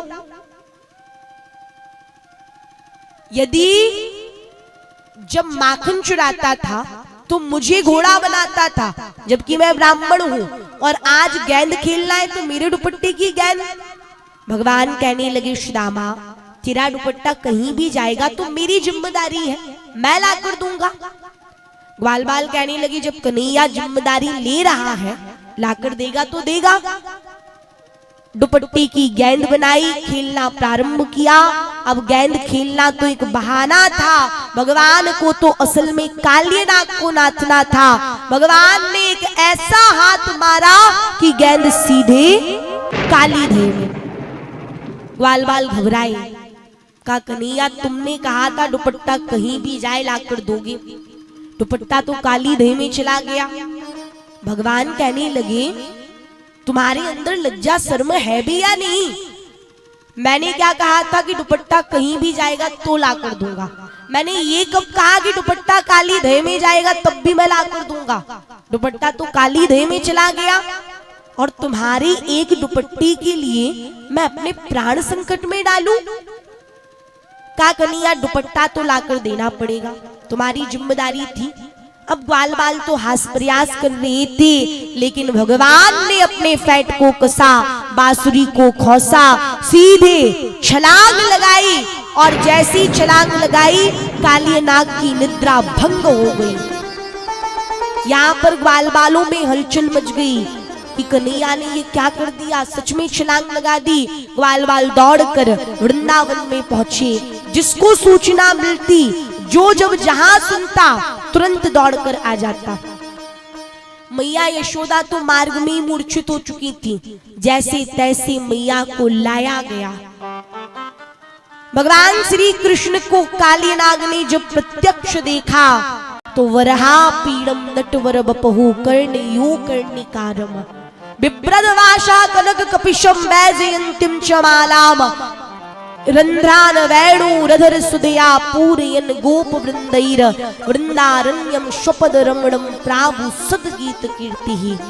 भगवान इतने सुंदर है, इतने सुंदर है कि श्री सुखदेव जी कहते हैं भगवान की सुंदरता को देखकर एक नाग भी मोहित हो गया। भगवान के सिर पर मोर मुकुट है, कानों में कुंडल है, गले में वैजंती माला है, छाती पर कौस्तुभ मणि है।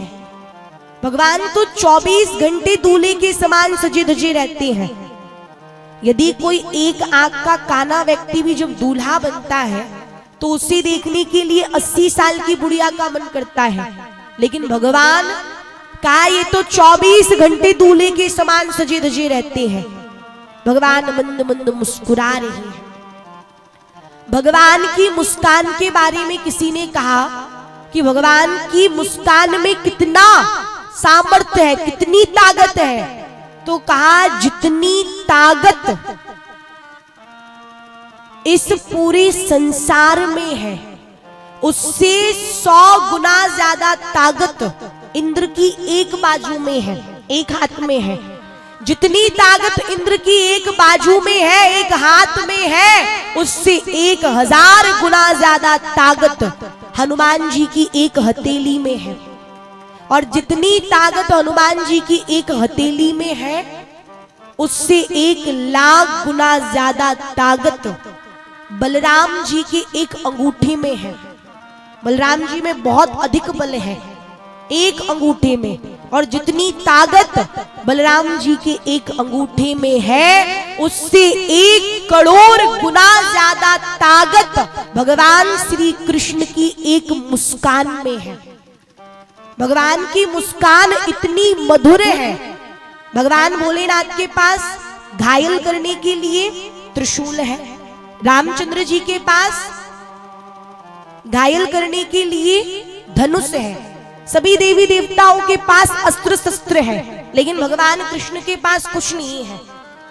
कहा भगवान कृष्ण के पास घायल करने के लिए केवल उनकी एक मुस्कान है, और वो मुस्कान ऐसी है कि जिसे देखकर इस संसार में कोई भी हो, कालीनाग भी मोहित हो गया।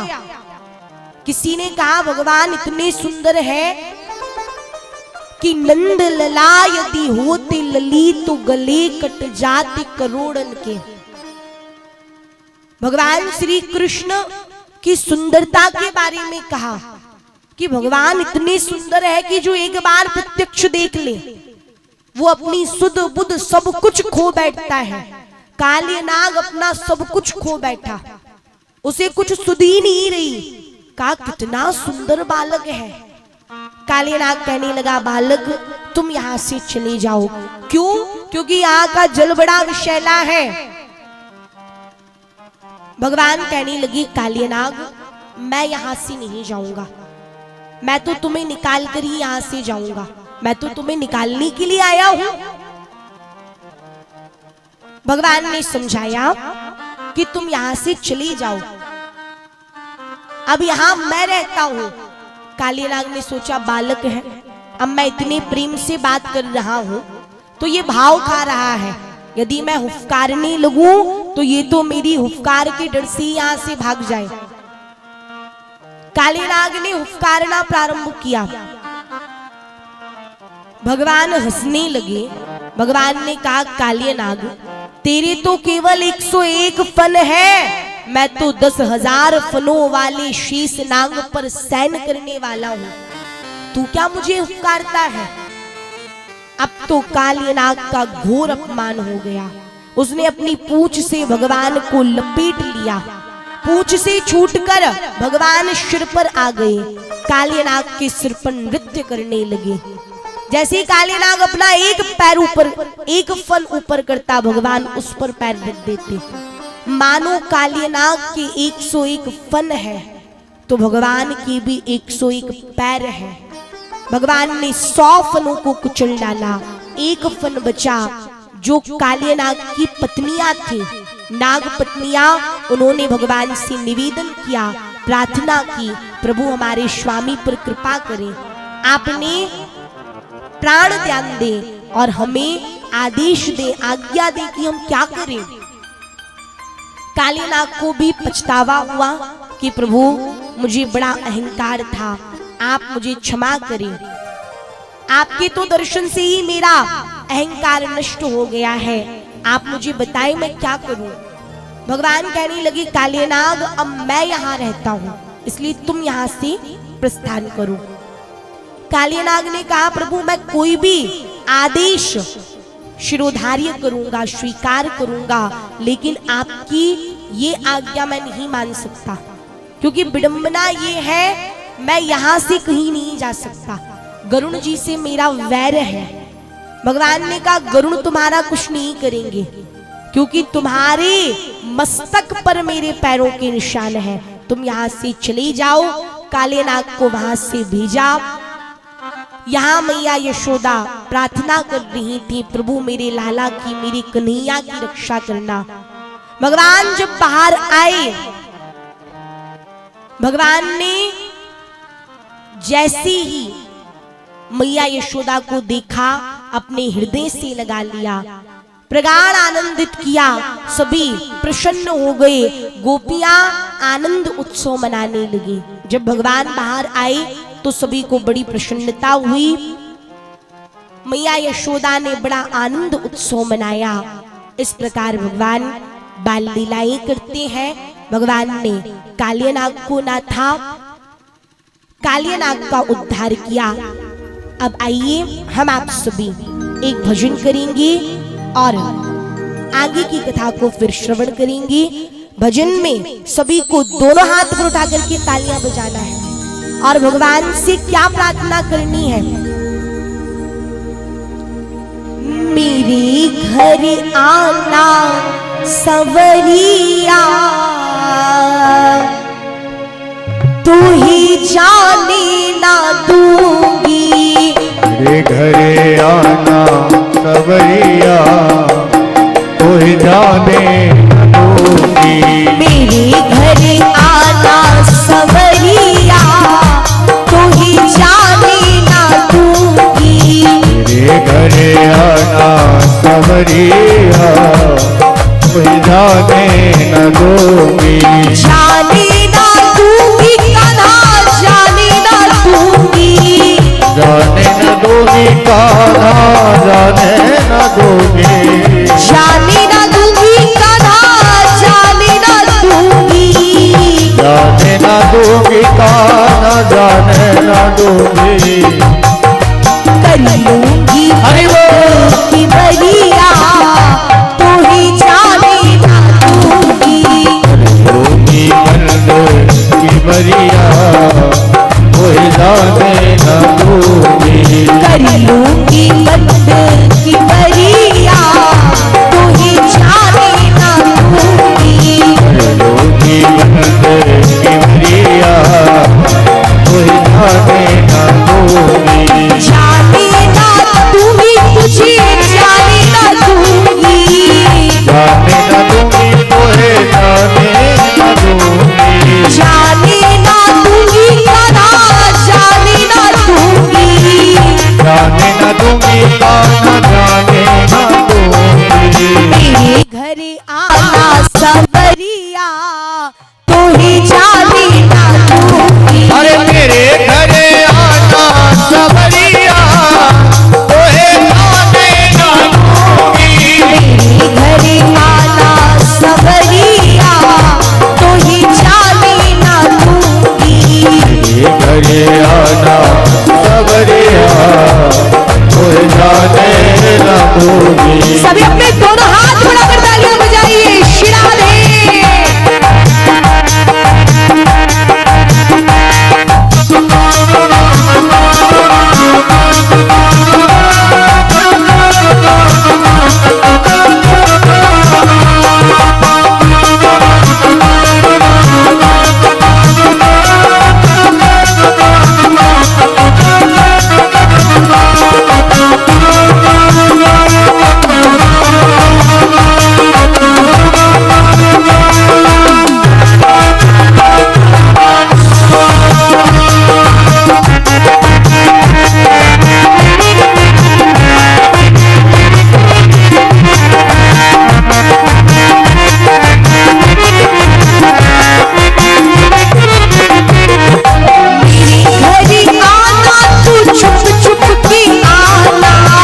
मेरे घरे आना तो छुप छुप के आना। मेरे घर आना तो छुप छुप के आना। मेरे घरे आना तो छुप छुप के आना। छुप छुप के आना कान्हा, छुप छुप के आना। छुप छुप के आना कान्हा, छुप छुप के आना। छुप छुप के आना कान्हा, छुप छुप के आना। छुप छुप के आना कान्हा, छुप छुप के आना। मेरे घर आना तो छुप छुप के आना। मेरे घरे आना तो छुप छुप के आना। मेरे घर आना तो छुप छुप के आना। मेरे घरे आना तो छुप छुप के आना। पड़े ना किसी की नजरिया, हरि बोल। पड़े ना किसी की नजरिया तो ही जाने ना दूंगी। अरे पड़े ना किसी की नजरिया तोहे जाने न दूंगी। पड़े ना किसी की नजरिया तो ही जाने ना दूंगी। अब पड़े ना किसी की नजरिया तोहे जाने न दूंगी।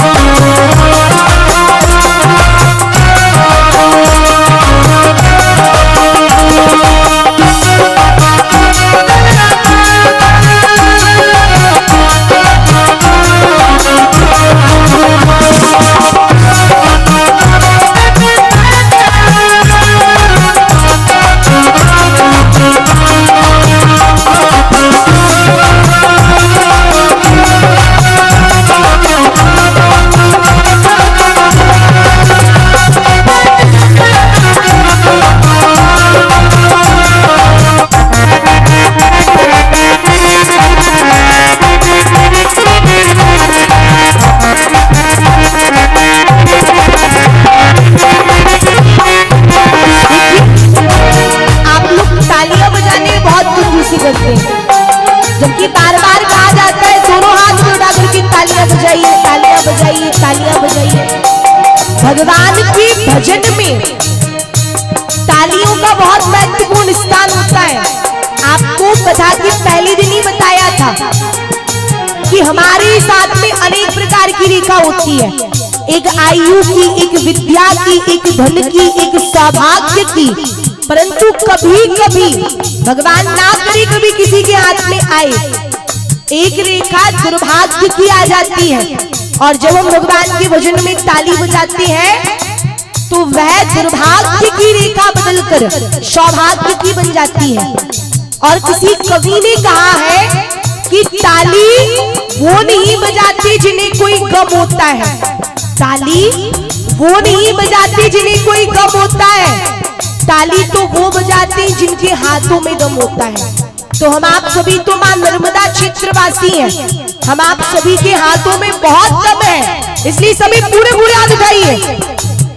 अच्छा ये बताइए कौन कौन चाहता है कि भगवान उनके घर आए? भगवान को बुलाना कौन कौन चाहता है? अभी ताली मत बजाइए, केवल हाथ उठाइए, पूरे पूरे पूरे पूरे, मतलब भगवान को सब बुलाना चाहते हैं। अब भगवान आएंगे कैसे? जब आप भाव से दोनों हाथ में उठा करके तालियां बजाएंगे। सभी पूरे पूरे हाथ उठाइए, पूरे पूरे, और अब सभी को दोनों हाथ में उठा करके तालियां बजाना है। और क्या कहना है? दूध दही का पानी कराओ, दूध दही का पान कराओ, दूध दही का पानी कराओ, दूध दही का पान कराओ, पानी कराओ कान्हा, पानी कराओ, पान कराओ कान्हा, पान कराओ, दूध दही का पानी कराओ, दूध दही का पान कराओ, दूध दही का पानी कराओ, दूध दही का पान कराओ। और मीठी सुनूंगी बसुरिया तो ही जाने ना दूंगी। अरे मीठी सुनूंगी बसुरिया तोहे जाने ना दूंगी, मीठी सुनूंगी बसुरिया तो ही जाने ना दूंगी। मीठी सुनूंगी बसुरिया तोहे जाने ना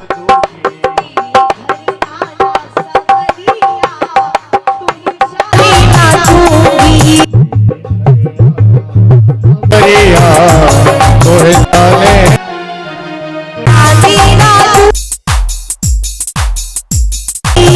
जाने ना दूंगी कान्हा, जाने ना दूंगी, जाने ना दूंगी कान्हा, जाने ना दूंगी, जाने ना दूंगी कान्हा, जाने ना दूंगी, कर लूंगी बंद की बरिया तो ही जाने ना दूंगी। दूंगी बंदे की बरिया तोहे जाने ना दूंगी। सभी अपने दोनों हाथ बढ़ा के तालियां बजाइए, शिरा दे।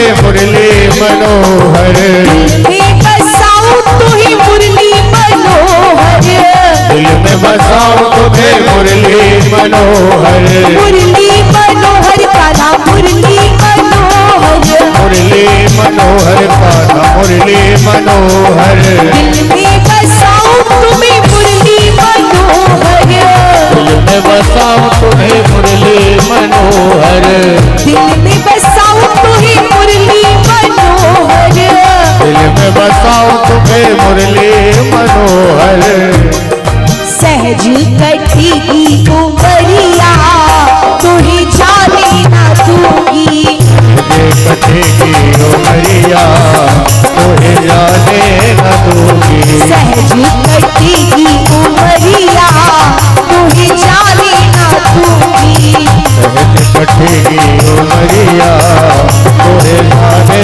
न दूंगी, मेरे घर आना सवरिया तुम्हें जाने ना दूंगी, ये घरे आना सवरिया तुम्हें जाने न दूंगी, जाने ना दूंगी तुझे जाने ना दूंगी, जाने न दूंगी तुम्हें जाने न दूंगी, जाने ना दूंगी कान्हा जाने ना दूंगी, जाने न दूंगी कान्हा जाने न दूंगी, कर लूंगी कर लूंगी हरि बोल। कर लूंगी बंद की बरिया तुम्हें जाने ना दूंगी,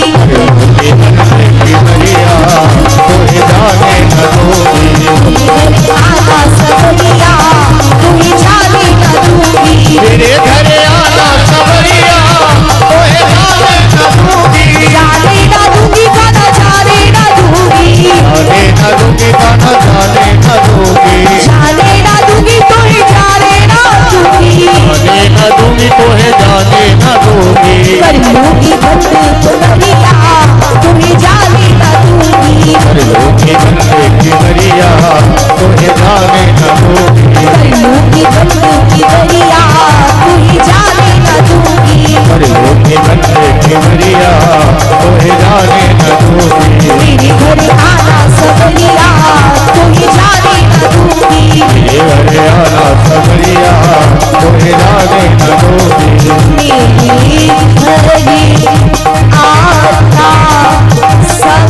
सवरिया वो तुम्हें जाने ना दूंगी। बोली कृष्ण कन्हैया लाल की जय हो श्री राधा रानी सरकार की जय हो। जय जय श्री राधे श्याम।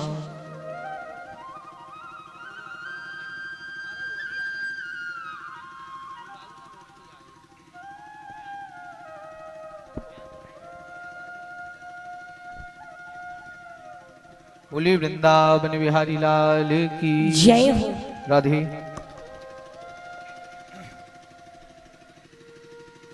चल रही श्रीमद् भागवत महापुराण की आज हम सभी षष्ठम दिवस की पावन बेला का आनंद प्राप्त कर रहे हैं एवं यहाँ उपस्थित समस्त श्रद्धालु भक्तगणों का मैं यजमान परिवार की ओर से बमनौटिया परिवार की ओर से हार्दिक स्वागत वंदन एवं अभिनंदन करता हूँ। साथ में ही हमारे क्षेत्र के यशस्वी एवं लोकप्रिय विधायक बड़े ही जिनका बड़ा ही सुंदर और बड़ा ही सरल स्वभाव है, माननीय श्री विजय पाल सिंह जी पधारे हुए हैं।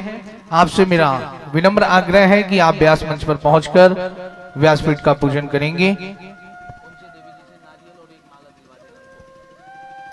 जब कहीं भी भगवत कथा की आपको जानकारी प्राप्त होती है, आप बड़े ही सरल स्वभाव के हैं और प्रत्येक आयोजन में आप वहां पर उपस्थित रहते हैं। यजमान परिवार की ओर से मैं फिर पुनः उपस्थित हमारे विधायक जी का बमनौटिया परिवार की ओर से आत्मीय वंदन, साथ में ही श्री बहादुर चौधरी जी पधारे हुए हैं, आपका भी यजमान परिवार की ओर से आत्मीय वंदन। श्री विनय यादव जी, श्री रामपल जी, श्री उमेश पटेल जी, आप सभी श्रद्धालु भक्तगणों का, अतिथियों का यजमान परिवार की ओर से बहुत बहुत आत्मीय वंदन है। एवं जो भी साथीगण पधारे हुए हैं हमारे विधायक जी के, सभी का यजमान परिवार की ओर से आत्मीय वंदन है। एवं उपस्थित समस्त श्रद्धालु भक्तगण जो दूर दराज ग्रामों से पधारे हुए हैं, उन सभी श्रद्धालु भक्तगणों का समस्त बमनौटिया परिवार की ओर से, यजमान परिवार की ओर से आत्मीय वंदन है। एवं बड़ी ही प्रसन्नता पूर्वक हम सभी भगवत कथा का आनंद प्राप्त कर रहे हैं और बस कुछ ही समय में हम सभी मंगलमय भगवान के विवाह महोत्सव की कथा को श्रवण करेंगे।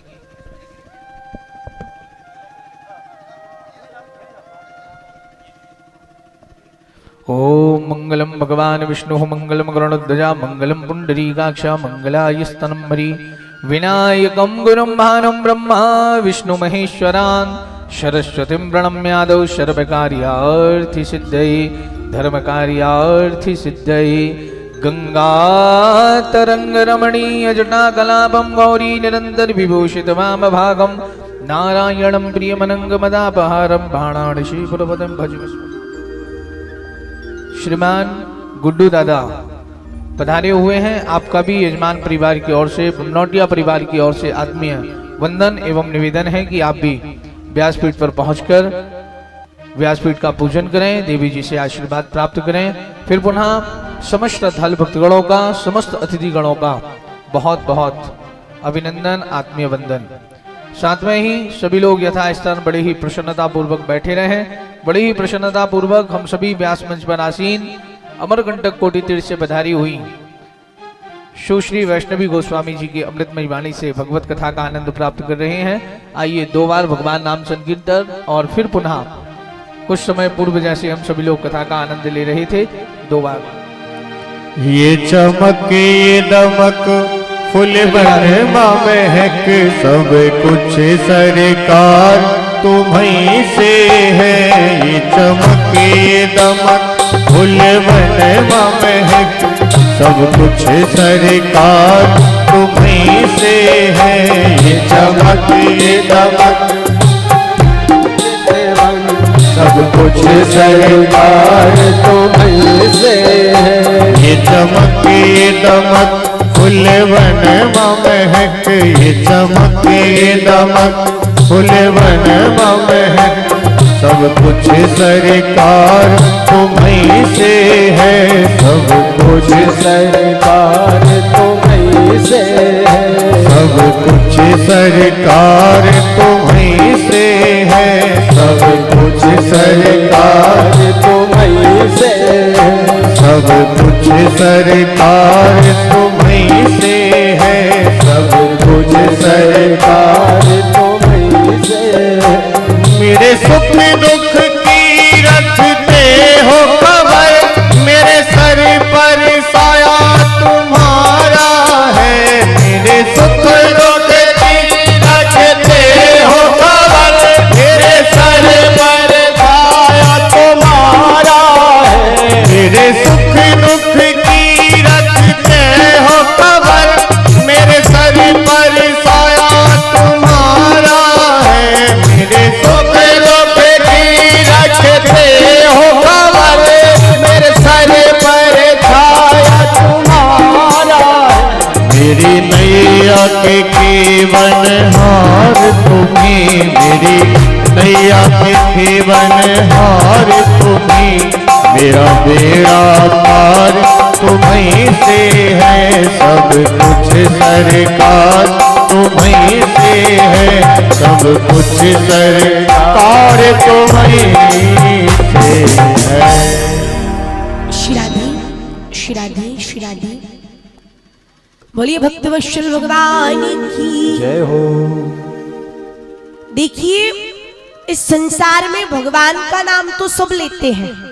मेरे ख्याल से इस संसार में ऐसा कोई व्यक्ति नहीं होगा जो भगवान का नाम ना ले।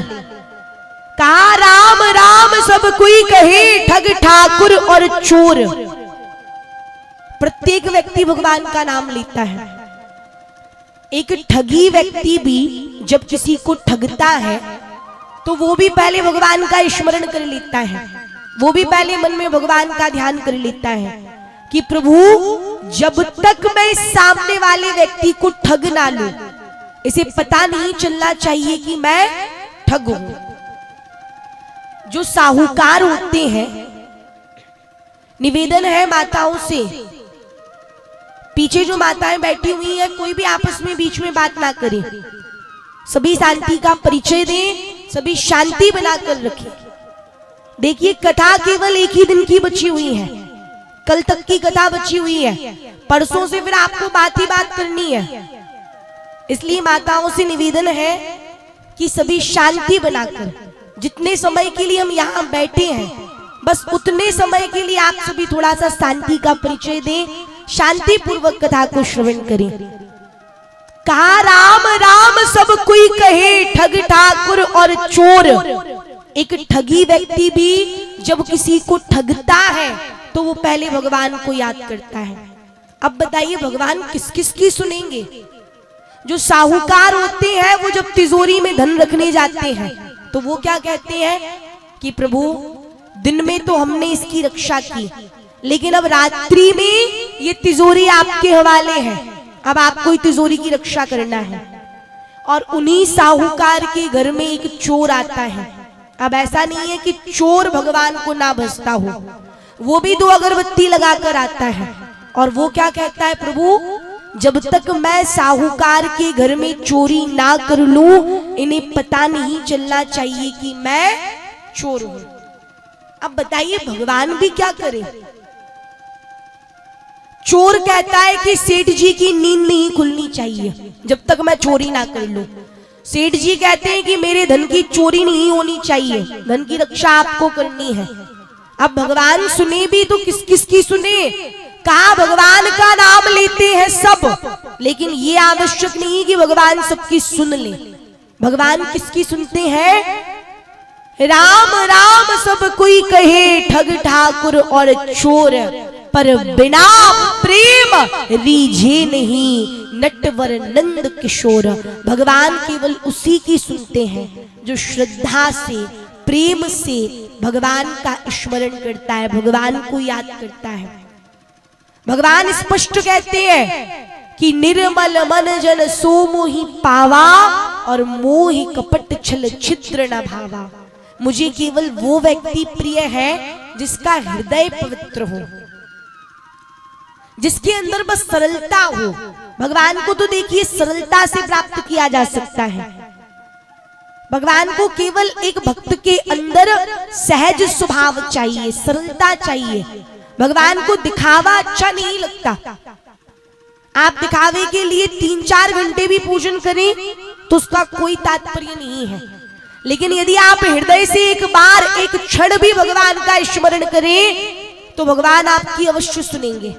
बस भगवान हृदय के भाव को देखते हैं कि हमारे हृदय का भाव क्या है।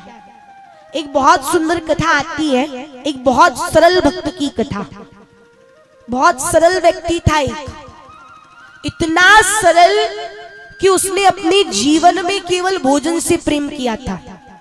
भोजन के अतिरिक्त उसे कुछ अच्छा नहीं लगता था। उसका काम था दिन में 4 बार खाना, 4 बार भोजन करना। उसके अलावा उसे दुनिया से कोई लेना देना नहीं था। वो तो अपनी ही दुनिया में आनंद से रहता था। परिवार वालों ने पूछा, सभी उससे पूछते कि भैया तुम कितना खाते हो, दिन भर खाते रहते हो? तो वो कहता कि मैं उतना खाता हूं जितना मेरा खाता है। हम एक कहावत भी कहते हैं कि दाने दाने पर लिखा है खाने वाले का नाम। तो वो भी यही कहता कि मैं उतना खाता हूं जितना मेरा नसीब का है, जो मेरे नसीब में लिखा है। परिवार वालों ने सोचा कुछ करता धरता है नहीं। इस संसार का एक नियम है, स्वार्थ लाग करहि सब प्रीति। इस संसार में प्रेम केवल स्वार्थ से किया जाता है। अब वो व्यक्ति बेचारा कुछ करता धरता था नहीं, दिन में 4 बार भोजन करता। परिवार वालों ने कहा तुम वैसे भी कुछ करते धरते हो नहीं, उसे घर से निकाल दिया। घर से निकला, दुख इस बात का नहीं हुआ कि मेरे परिवार वालों ने मुझे घर से निकाल दिया। चिंता इस बात की हुई कि घर से तो निकाल दिया, परंतु भोजन कहाँ करूंगा, भोजन की व्यवस्था कहाँ बनाऊंगा। जैसे घर से निकला, कुछ दूरी पर कथा चल रही थी। पंडित जी कथा कह रहे थे। अब पहली बार कथा में गया था, देखा कथा कह रहे हैं, बहुत सारे लोग कथा सुन रहे हैं, बैठ गया। पंडित जी को देखता रहा, सब तो कथा सुन रहे थे परंतु उसका ध्यान भोजन में था, क्योंकि अभी उसे एक बार भी भोजन नहीं मिला था। पंडित जी को देखकर विचार करने लगा कि महाराज पंडित जी तो अच्छे हिष्ट पुष्ट दिख रहे हैं, देखने में तो अच्छे लग रहे हैं, होना हो ये अच्छा भोजन करते होंगे, तभी तो इतने हिष्ट पुष्ट है। मैं तो इनकी शरण ग्रहण करूंगा, इनके ही साथ भोजन करूंगा। पंडित जी ने जैसी कथा पूरी की, वह जैसी व्यास मंच से नीचे उतरे तो उस व्यक्ति ने पंडित जी के चरणों को पकड़ लिया। कहा महाराज आपकी कथा बहुत अच्छी लगी, और इतनी अच्छी लगी कि मेरे मन में तो आज ही वैराग्य जागृत हो गया। मैं समझ गया कि इस संसार में कोई किसी का नहीं है, मुझे तो आपके साथ अपना जीवन व्यतीत करना है। आप तो मुझे अपने साथ रख लो, मैं तो आपके साथ रहना चाहता हूं। पंडित जी को भी बड़ी प्रसन्नता हुई कि मेरी कथा में इतना सामर्थ्य कि एक दिन कथा सुनकर इसके अंदर वैराग्य जागृत हो गया। पंडित जी ने कहा ठीक है, तुम हमारे आश्रम में रहना। कहा महाराज बस एक छोटी सी शर्त है। कहा शर्त क्या है? कहा हमें दिन में 4 बार भोजन चाहिए और बाकी कुछ नहीं चाहिए, बाकी हम आपकी सेवा करेंगे। पंडित जी ने कहा कि हमारे आश्रम में तो अखंड भंडारा चलता है, तुम्हें जितना भोजन करना है और जितनी बार करना है उतनी बार करना।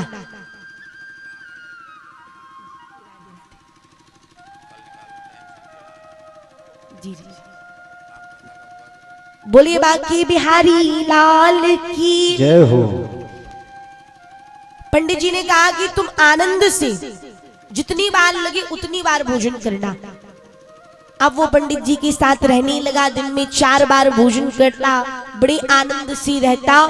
लेकिन एक दिन उसने देखा दोपहर के 12 बजने को थी, लेकिन भोजन बनना प्रारंभ नहीं हुआ। भंडारियों ने भोजन बनाना प्रारंभ ही नहीं किया। अब उसे बड़ी चिंता हुई। वो गुरुजी के पास आया, कहा पंडित जी आपसे पहले ही कहा था हमें तो भोजन चाहिए, दोपहर के 12 बजने को है, अभी तक भोजन की कोई व्यवस्था ही नहीं है।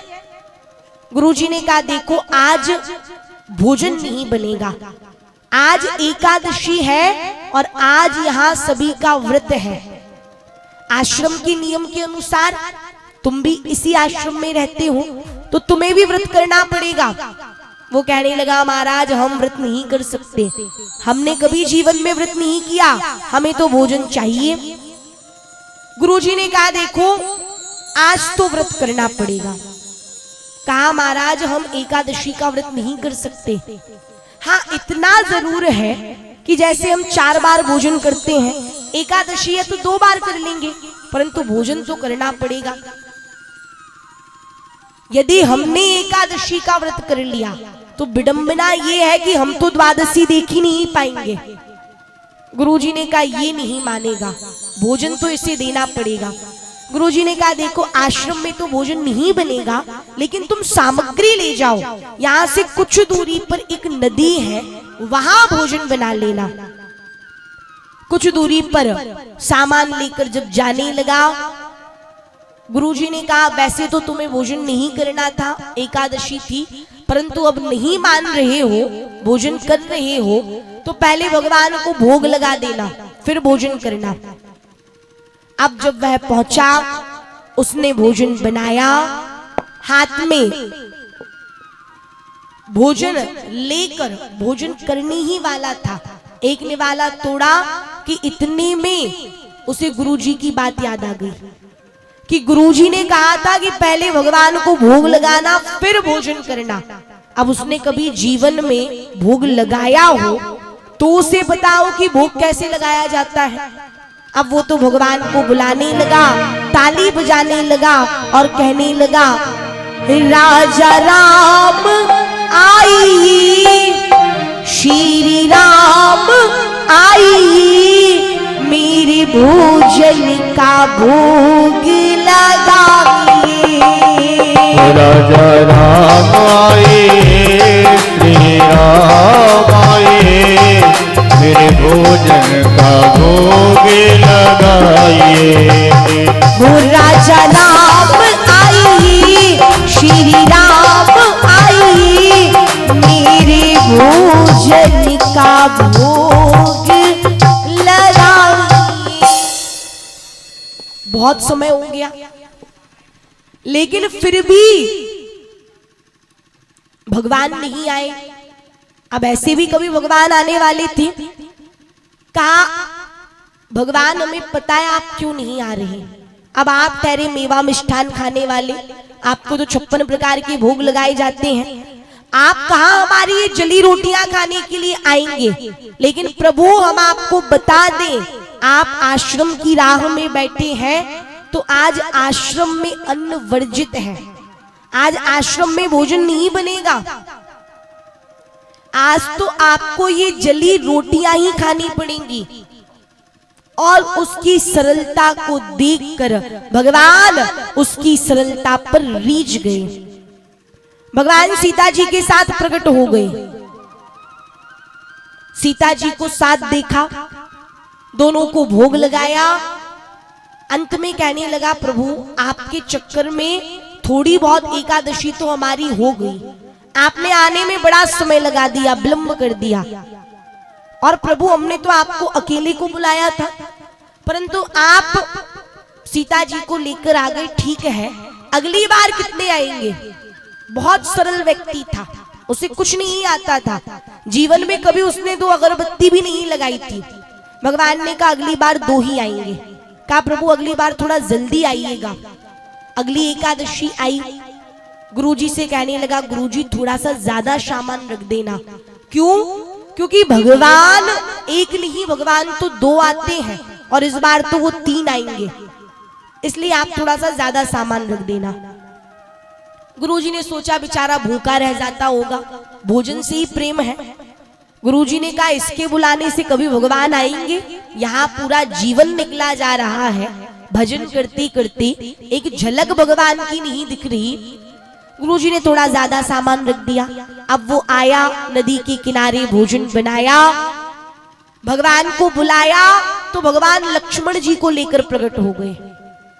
कहने लगा प्रभु ये बताओ, एक को बुलाता हूं 2 आ जाते हो, 2 को बुलाता हूं आज 3 आ गए। अब कोई बात नहीं, अब आ गए वो तो भोग लगाओ। भगवान को भोग लगाया। अंत में कहता प्रभु आपके चक्कर में थोड़ी बहुत एकादशी तो हो जाती है, लेकिन भोजन करने में बड़ा आनंद आता है। अगली बार प्रभु कितने आएंगे। भगवान ने कहा 3 ही आएंगे। अगली एकादशी आई, गुरुजी से कहने लगा गुरुजी थोड़ा सा ज्यादा सामान रख देना। कहा क्यों? कहा भगवान 2 नहीं, भगवान तो 3 आते हैं और इस बार तो वो 4 आएंगे। एक को बुलाता हूं 2 आ जाते हैं, 2 को बुलाता हूं 3 और इस बार तो 4 आएंगे।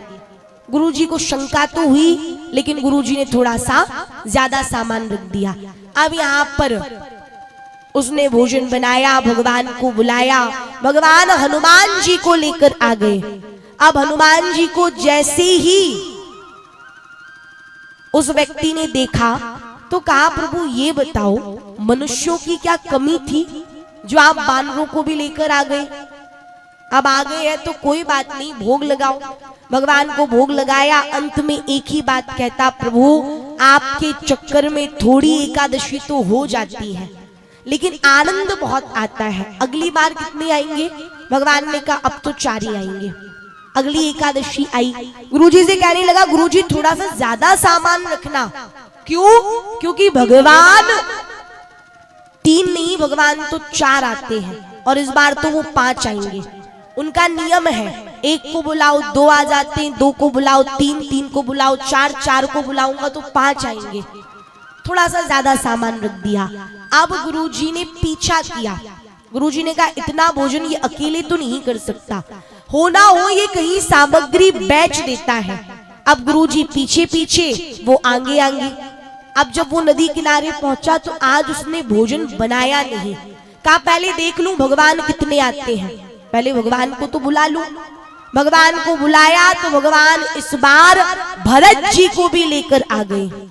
अब उसने जब भरत जी को साथ में देखा तो कहा, प्रभु ये बताओ, एक को बुलाता हूं 2 आ जाते हो, जो 2 को बुलाता हूं 3 आ जाते हो, 3 को बुलाता हूं 4 आ जाते हो, 4 को बुलाता हूं आज 5 आ गए। मैंने आपके भोग का ठेका लिया है या आपके पूरे खानदान के भोग का ठेका ले लिया है? भगवान कहने लगे कि अब भोग लगाओ। वो कहने लगा, महाराज आज तो आप ही बनाओ और आप ही भोग लगाओ, आज मैंने भोजन बनाया ही नहीं। कहा ऐसे कोई भोग लगाता है? कहा महाराज हम तो ऐसे ही भोग लगाते हैं, आज तो आप ही भोजन बनाओ। लेकिन उसकी सरलता को देखकर स्वयं भरत जी ने भोजन बनाया, माता सीता परोसने लगी। और जब माता सीता भोजन परोस रही थी तो उस स्थान पर जितने संत महात्मा जो अदृश्य रूप में भगवान की साधना कर रहे थे, वो सभी प्रकट होकर भोजन करने लगे। अब वो देखता जाता कि इतने सारे संत महात्मा भोजन कर रहे हैं, आज तो ऐसा लगता है कि इनके चक्कर में पूरी एकादशी हो जाएगी। गुरुजी ने देखा, गुरुजी को कुछ नहीं दिख रहा था। गुरुजी ने कहा ये भोजन क्यों नहीं बना रहा? गुरुजी ने आवाज लगाई कि भोजन क्यों नहीं बना रहे? वो कहने लगा, महाराज कुछ बचा हो तब तो भोजन बनाओ, भोजन बनाने के लिए कोई सामग्री ही नहीं है। गुरुजी ने कहा कि मुझे तो सामग्री दिख रही है। तब उसने भगवान से पूछा, प्रभु आप मुझे दिख रहे हैं लेकिन गुरुजी को नहीं दिख रहे, जबकि गुरुजी तो मुझसे भी बड़े भक्त हैं। मैंने तो कभी आपको अगरबत्ती नहीं लगाई, परंतु मेरे गुरुजी पूरे समय आपकी सेवा में लगे रहते हैं, आप उन्हें क्यों नहीं दिख रहे? तब भगवान ने कहा कि तुम्हारे गुरुजी मेरे अनन्य भक्त हैं, लेकिन उनका हृदय अभी पूर्ण रूप से पवित्र नहीं हुआ है, उनके अंदर अभी वो सरलता नहीं आई है जो तुम्हारे अंदर है। और मैं केवल उसे दर्शन देता हूं जिसका हृदय पूर्ण रूप से पवित्र हो। तब उस व्यक्ति ने प्रार्थना की, प्रभु यदि आपने मेरे हाथों से बना भोजन सच्चे हृदय से पाया हो, यदि मैंने आपको सच्चे हृदय से भोजन बनाकर भोग लगाया हो, तो आप मेरे गुरुजी को भी दर्शन दीजिए। और तब भगवान प्रकट हुए। जैसे गुरुजी ने भगवान का साक्षात्कार किया, नेत्रों से अश्रुधारा बहने लगी। वह कहने लगे, प्रभु मैं समझ गया कि आपको केवल वही व्यक्ति प्राप्त कर सकता है जिसका हृदय पूर्ण रूप से पवित्र हो। और हमारा हृदय पवित्र कैसे होगा? सदा शिव्या श्रीमद् भागवती कथा, भगवान की कथा को बार बार सुनिए। जैसे स्नान से शरीर की पवित्रता बढ़ जाती है, प्रक्षालन से वस्त्र की, समय से स्थान की, उसी प्रकार जब हम बार बार भगवान की कथा को श्रवण करते हैं तो हमारे हृदय की पवित्रता बढ़ जाती है। बोलिए भक्तवत्सल भगवान की जय हो।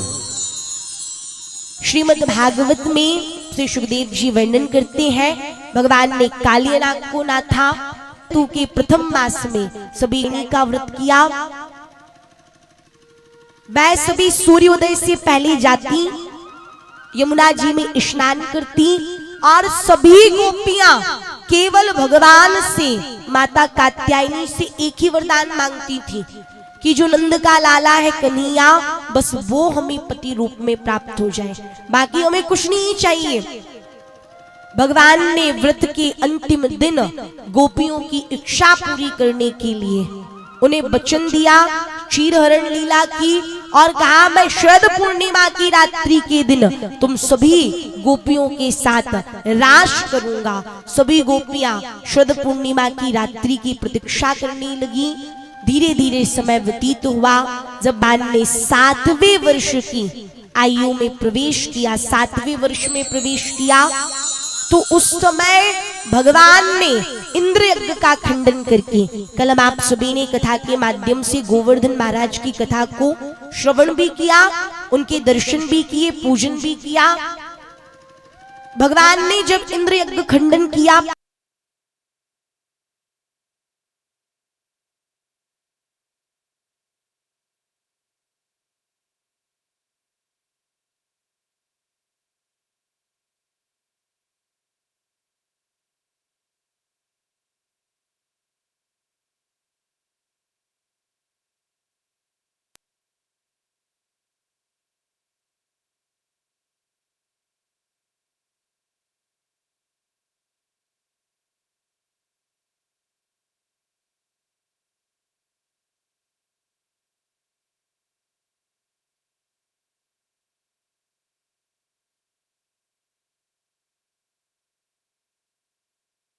पूजन तो हमने महाराज गोवर्धन का किया है, वो हमारी रक्षा कैसे करेंगे? तब भगवान श्री कृष्ण ने एक लीला की, गोवर्धन पर्वत को अपनी एक छिंगली पर धारण किया। केवल भगवान ने पर्वत को उठाया नहीं, बल्कि 7 दिन तक लगातार अपनी छिंगली पर गोवर्धन पर्वत को धारण किया। तभी से भगवान का एक नाम गिरिधर पड़ गया। बोले गिरिधर भगवान की जय हो। इंद्र ने जब 7 दिन तक वर्षा की, वृंदावन का कुछ नहीं हुआ। मेघों ने बतलाया एक बालक ने गोवर्धन पर्वत को उठा लिया है। इंद्र समझ गए ये बालक कोई साधारण नहीं है, ये भगवान नारायण के अवतार है। इंद्र ने कामधेनु गाय के साथ आकर भगवान श्री कृष्ण और महाराज गोवर्धन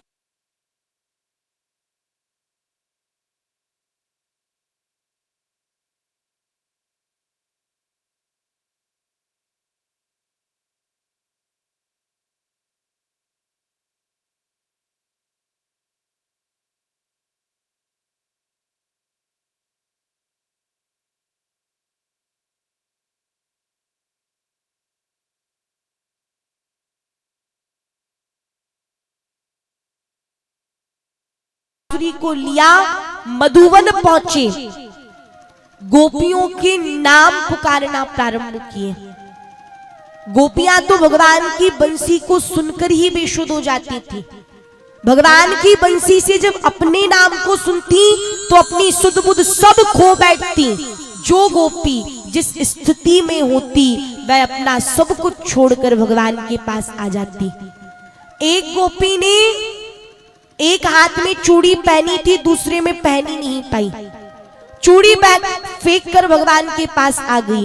एक गोपी ने एक आंख में काजल लगाया, दूसरे में लगा ही नहीं पाई। एक गोपी ने एक कान में कुंडल पहना, दूसरे में पहनी नहीं पाई। एक गोपी ने एक पैर में पायल पहनी, दूसरे में पहनी नहीं पाई और दौड़कर भगवान के पास आ गई। एक गोपी थी, उसको 2 बहुत जरूरी काम थे, बहुत आवश्यक काम थे। एक तो उसे गाय को घास डालनी थी, दूसरा अपने ससुर जी को भोजन कराना था। लेकिन जब भगवान ने अपनी बंसी से उसका नाम लिया तो वो इतनी बेसुध हो गई कि उसने जो घास थी वो अपने ससुर के सामने ले जाकर पटक दी और जो भोजन की थाली थी वो गाय के सामने ले जाकर रख दी। कहा ससुर जी आप भोजन करना, बस मैं अभी आती हूँ। दौड़कर भगवान के पास आ गई। सभी गोपियां भगवान के समकक्ष आई। भगवान ने सभी का स्वागत किया, सभी गोपियों के साथ रास किया। भगवान ने रास किया, गोपियों के अंदर अहंकार आ गया बीच में कि जो परमात्मा सारे जगत को नचाता है आज वो हमारे साथ नृत्य कर रहा है। भगवान ने उनके अहंकार को नष्ट करने के लिए, भगवान अपने भक्त के अंदर अहंकार नहीं देख सकते, भगवान अंतर ध्यान हो गए। जब गोपियों का अहंकार नष्ट हुआ, गोपियों ने भगवान को पुकारा, तब भगवान गोपियों पर कृपा करने के लिए पुनः प्रकट होते हैं। भगवान ने गोपियों के साथ महारास किया। बोली भक्तवत्सल भगवान की जय हो। यहाँ मथुरा में कंस बड़ा भयभीत था कि आखिर मेरे मारने वाले ने जन्म लिया तो कहां लिया। कंस ने तभी नारद जी को बुलाया। नारद जी पहुंचे, नारद जी से पूछा कि आपको पता है कि मेरा मारने वाला कौन है। मेरे मारने वाले ने कहाँ जन्म लिया है? नारद जी ने कहा, कंस तुम बड़े भोले हो, तुम्हारे साथ बहुत सारा छल हो रहा है, तुम्हारे साथ सभी छल कर रहे हैं। कहा महाराज कैसा छल? कहा जो कृष्ण है वही तुम्हारी मृत्यु है और वो वसुदेव देवकी की संतान है।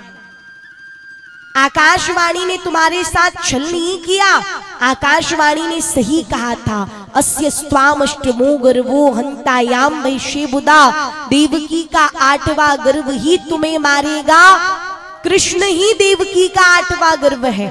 ये सुनकर कंस ने एक धनुष यज्ञ का आयोजन किया।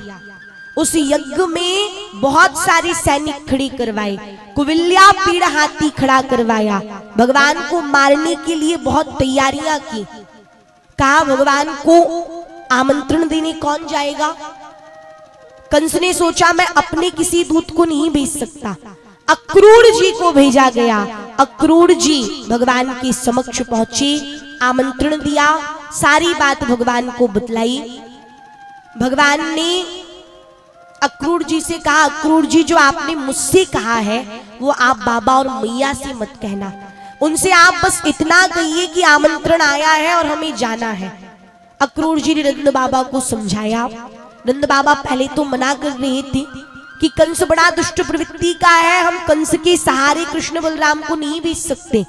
अक्रूर जी ने जिम्मेदारी ली कि आप निश्चिंत रहिए, मेरी जिम्मेदारी पर आप कृष्ण बलराम को भेजिए। कंस जैसा भी हो है तो हमारा राजा, प्रजा का कर्तव्य होता है राजा की आज्ञा का पालन करना। मैया यशोदा नहीं मानी, भगवान सुबह रथ पर सवार हो गए। मैया कहने लगी, अरे अक्रूर, किसने तेरा नाम अक्रूर रख दिया? तू तो क्रूर है, क्रूर, तू हमारे कृष्ण बलराम को हमसे जुदा कर रहा है। भगवान समझाते रहे, मैया मैं शीघ्र ही आऊंगा। अक्रूर जी ने रथ आगे बढ़ाया, मैया धड़ाम से धरती पर गिर गई, विलाप करने लगी। आगे गोपियां मार्ग में लेट गईं। भगवान ने गोपियों को समझाया। भगवान आगे बढ़े, सभी को आश्वासन दिया कि मैं शीघ्र ही वापस आऊंगा। मथुरा पहुंची। मथुरा में एक धोबी वस्त्रों को धुल रहा था। यमुना जी में जब भगवान ने स्नान किया तो भगवान ने धोबी से वस्त्र मांगे। धोबी ने कहा, ये वस्त्र राजाओं के पहनने के योग्य है, ग्वाल बालों के नहीं। भगवान ने कहा, दाऊ भैया आप जानते हैं ये कौन है? कहा, कन्हैया कौन? क्योंकि कंस से किसी ने कहा था कि जो तुम्हारा ये धनुष तोड़ेगा वही तुम्हारा काल होगा। और कंस को पता चल गया कि धनुष टूट चुका है, अर्थात मेरे काल ने मथुरा में प्रवेश कर लिया है। कुविल्या पीड़ हाथी को खड़ा किया, जिसमें 10,000 हाथियों का बल था, जिसे मदिरा का पान करा के खड़ा किया था। भगवान ने कुविल्या पीड़ हाथी का वध किया, जिस एक हाथी में 10,000 हाथियों का बल था। भगवान ने चाणूर मुष्टिक का वध किया। अब भगवान कंस के समक्ष पहुंचे। कंस ने जब अपनी मृत्यु को इतने समीप देखा, घबरा गया, परंतु उसने हार नहीं मानी, भगवान से युद्ध किया। युद्ध चलता रहा। अंत में भगवान ने कंस के बालों को पकड़ा, एक पत्थर पर पटक दिया, कंस का वध कर दिया। बोलिए भक्तवत्सल भगवान की जय हो। भगवान ने कंस के वध के पश्चात अपने माता पिता वसुदेव देवकी को कारागार से मुक्त किया। भगवान गुरुकुल गए। गुरुकुल में भगवान ने 64 दिन में 64 कलाओं का अध्ययन किया और वही उनकी भेंट सुदामा जी से हुई, जिन सुदामा जी की कथा को हम आप सभी कथा के माध्यम से कल श्रवण करेंगे। कंस की 2 पत्नियां थी, अस्थि और प्राप्ति। अस्थि का मतलब इतना है, प्राप्ति का मतलब इतना और मिल जाए। ये दोनों कंस की पत्नियां थी। जरासंध की पुत्री थी। जरासंध बहुत पराक्रमी राजा था, बहुत बड़ा राजा था, उसकी पहुंच बहुत दूर दूर तक थी। उसने कंस की मृत्यु का बदला लेने के लिए भगवान पर आक्रमण किया। 23 अक्षयणी सेना के साथ भगवान ने उसे पराजित कर दिया। दूसरी बार आक्रमण किया, दूसरी बार पराजित कर दिया। जरासंध ने 17 बार 23 अक्षयणी सेना के साथ आक्रमण किया, भगवान ने 17 बार उसे पराजित कर दिया। 18वीं बार वो काल्यवन को लेकर आया। काल्यवन को एक वरदान प्राप्त था कि युद्ध में कोई उससे विजय प्राप्त नहीं कर सकता था, युद्ध में कोई उसे हरा नहीं सकता था। अब भगवान जब उससे युद्ध करने लगे, भगवान को ज्ञात था कि इसे वरदान प्राप्त है। भगवान वरदान भी खंडित नहीं कर सकते थे, इसलिए भगवान रण छोड़कर भाग गए और तभी से भगवान का एक नाम रण छोड़ पड़ा। बोली रण छोड़ भगवान की जय हो। भगवान काल्यवन की गुफा, काल्यवन से बचने के लिए मुचकुंद की गुफा में जाकर, मुचकुंद भगवान का भक्त था, मुचकुंद की गुफा में जाकर छुपे। मुचकुंद गहरी निद्रा में सो रहा था।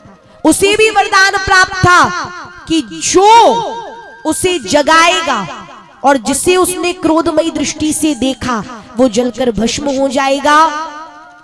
भगवान ने अपना पीतांबर काल्यवन को, भगवान ने अपना पीतांबर मुचकुंद को उड़ा दिया।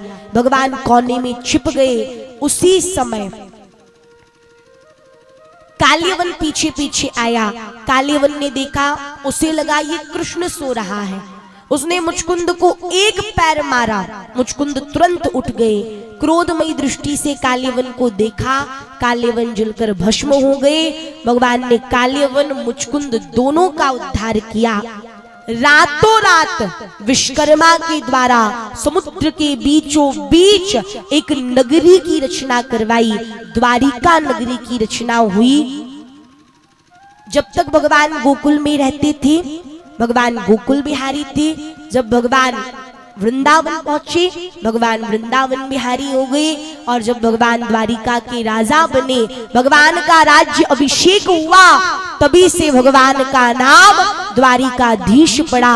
बोले द्वारिकाधीश भगवान की जय हो। भगवान द्वारिका के राजा बन गए थे। विदर्भ देश के राजा थे महाराज भीष्मक। भगवान श्री कृष्णचंद्र जी और रुक्मणी जी को ले आइए। महाराज भीष्मक की एक ही पुत्री थी रुक्मणी, और रुक्मी आदि 5 पुत्र थे।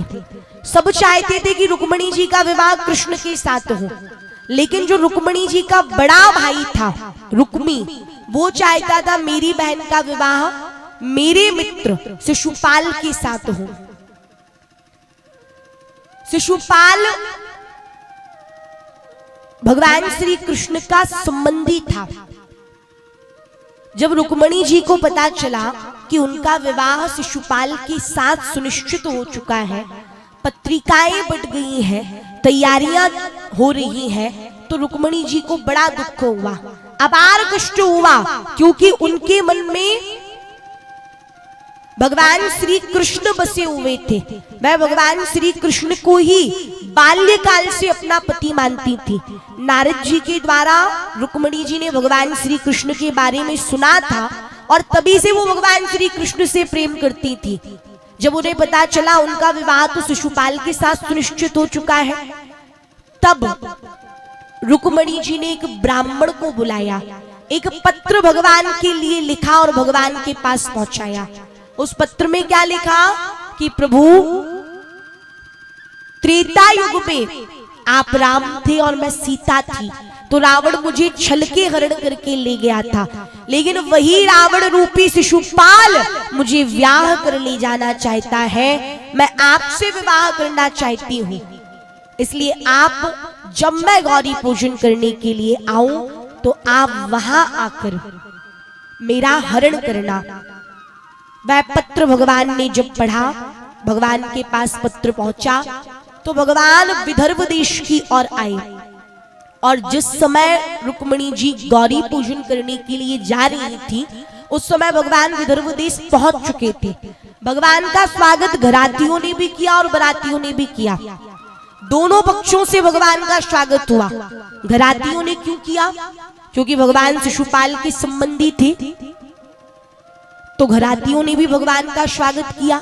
घरातियों को लगा भगवान बराती हैं, बारात पक्ष से आए हुए हैं, और बरातियों ने भी भगवान का स्वागत किया।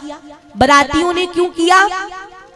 क्योंकि विदर्भ देश के राजा भीष्मक ने जितने राजा महाराजा थे सभी को अपनी पुत्री के विवाह में आमंत्रण दिया था। का हो सकता है ये राजा होने के नाते यहाँ आए हो।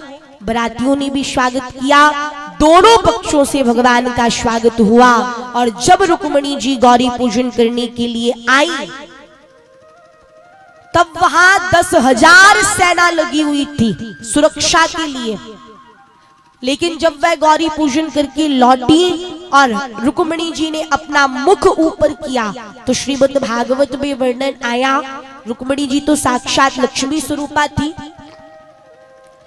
रुक्मिणी जी की सुंदरता इतनी थी कि उनके सौंदर्य को देखकर जो सेना वहां लगी हुई थी वो सभी सेना मूर्छित हो गई।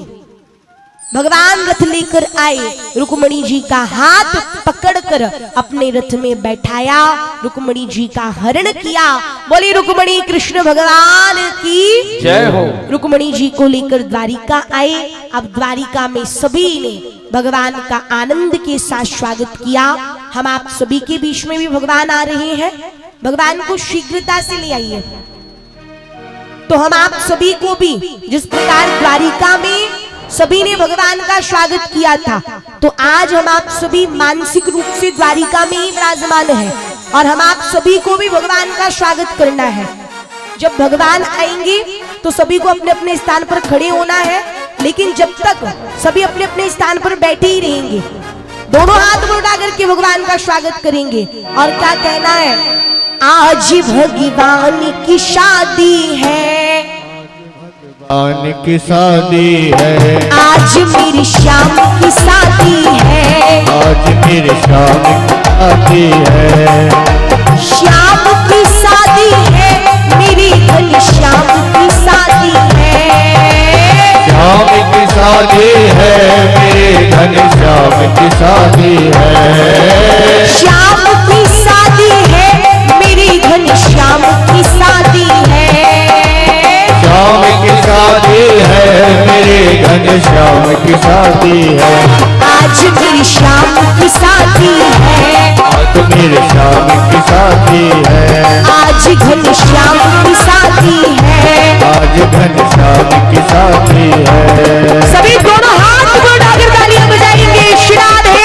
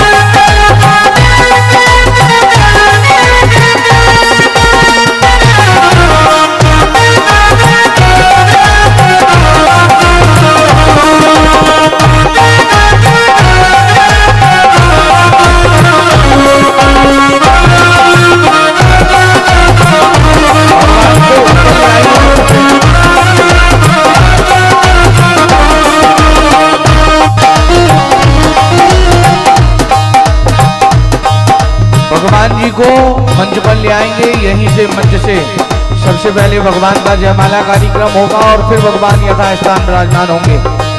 तो भगवान को मंच पर ही ले आइए। हो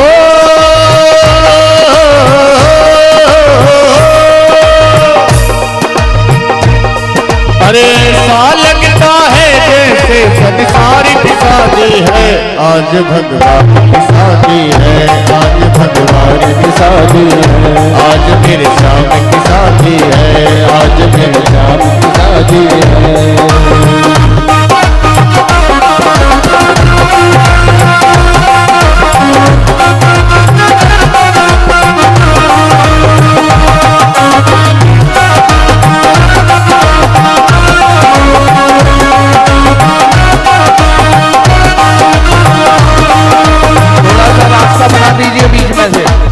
थोड़ा सा रास्ता बना दीजिए भगवान को आने के लिए। थोड़ा सा बीच में से रास्ता बनाए और थोड़े से पीछे होकर बैठेंगे बाद में। पहले भगवान के लिए रास्ता बनाए और फिर पीछे होकर बैठेंगे।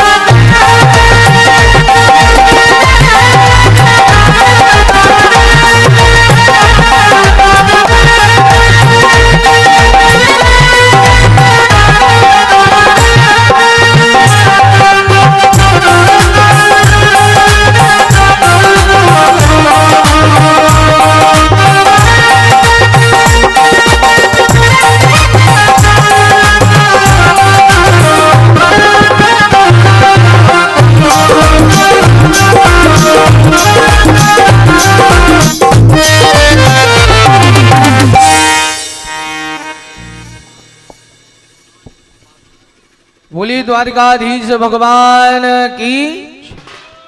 सभी श्रद्धालु भक्तगण यथास्थान विराजमान होंगे और सभी से निवेदन है माताओं से थोड़े से पीछे होकर बैठेंगी। यहाँ जो सामने कुर्सी रखी हुई है यहाँ पर थोड़ी सी जगह बनी रहे।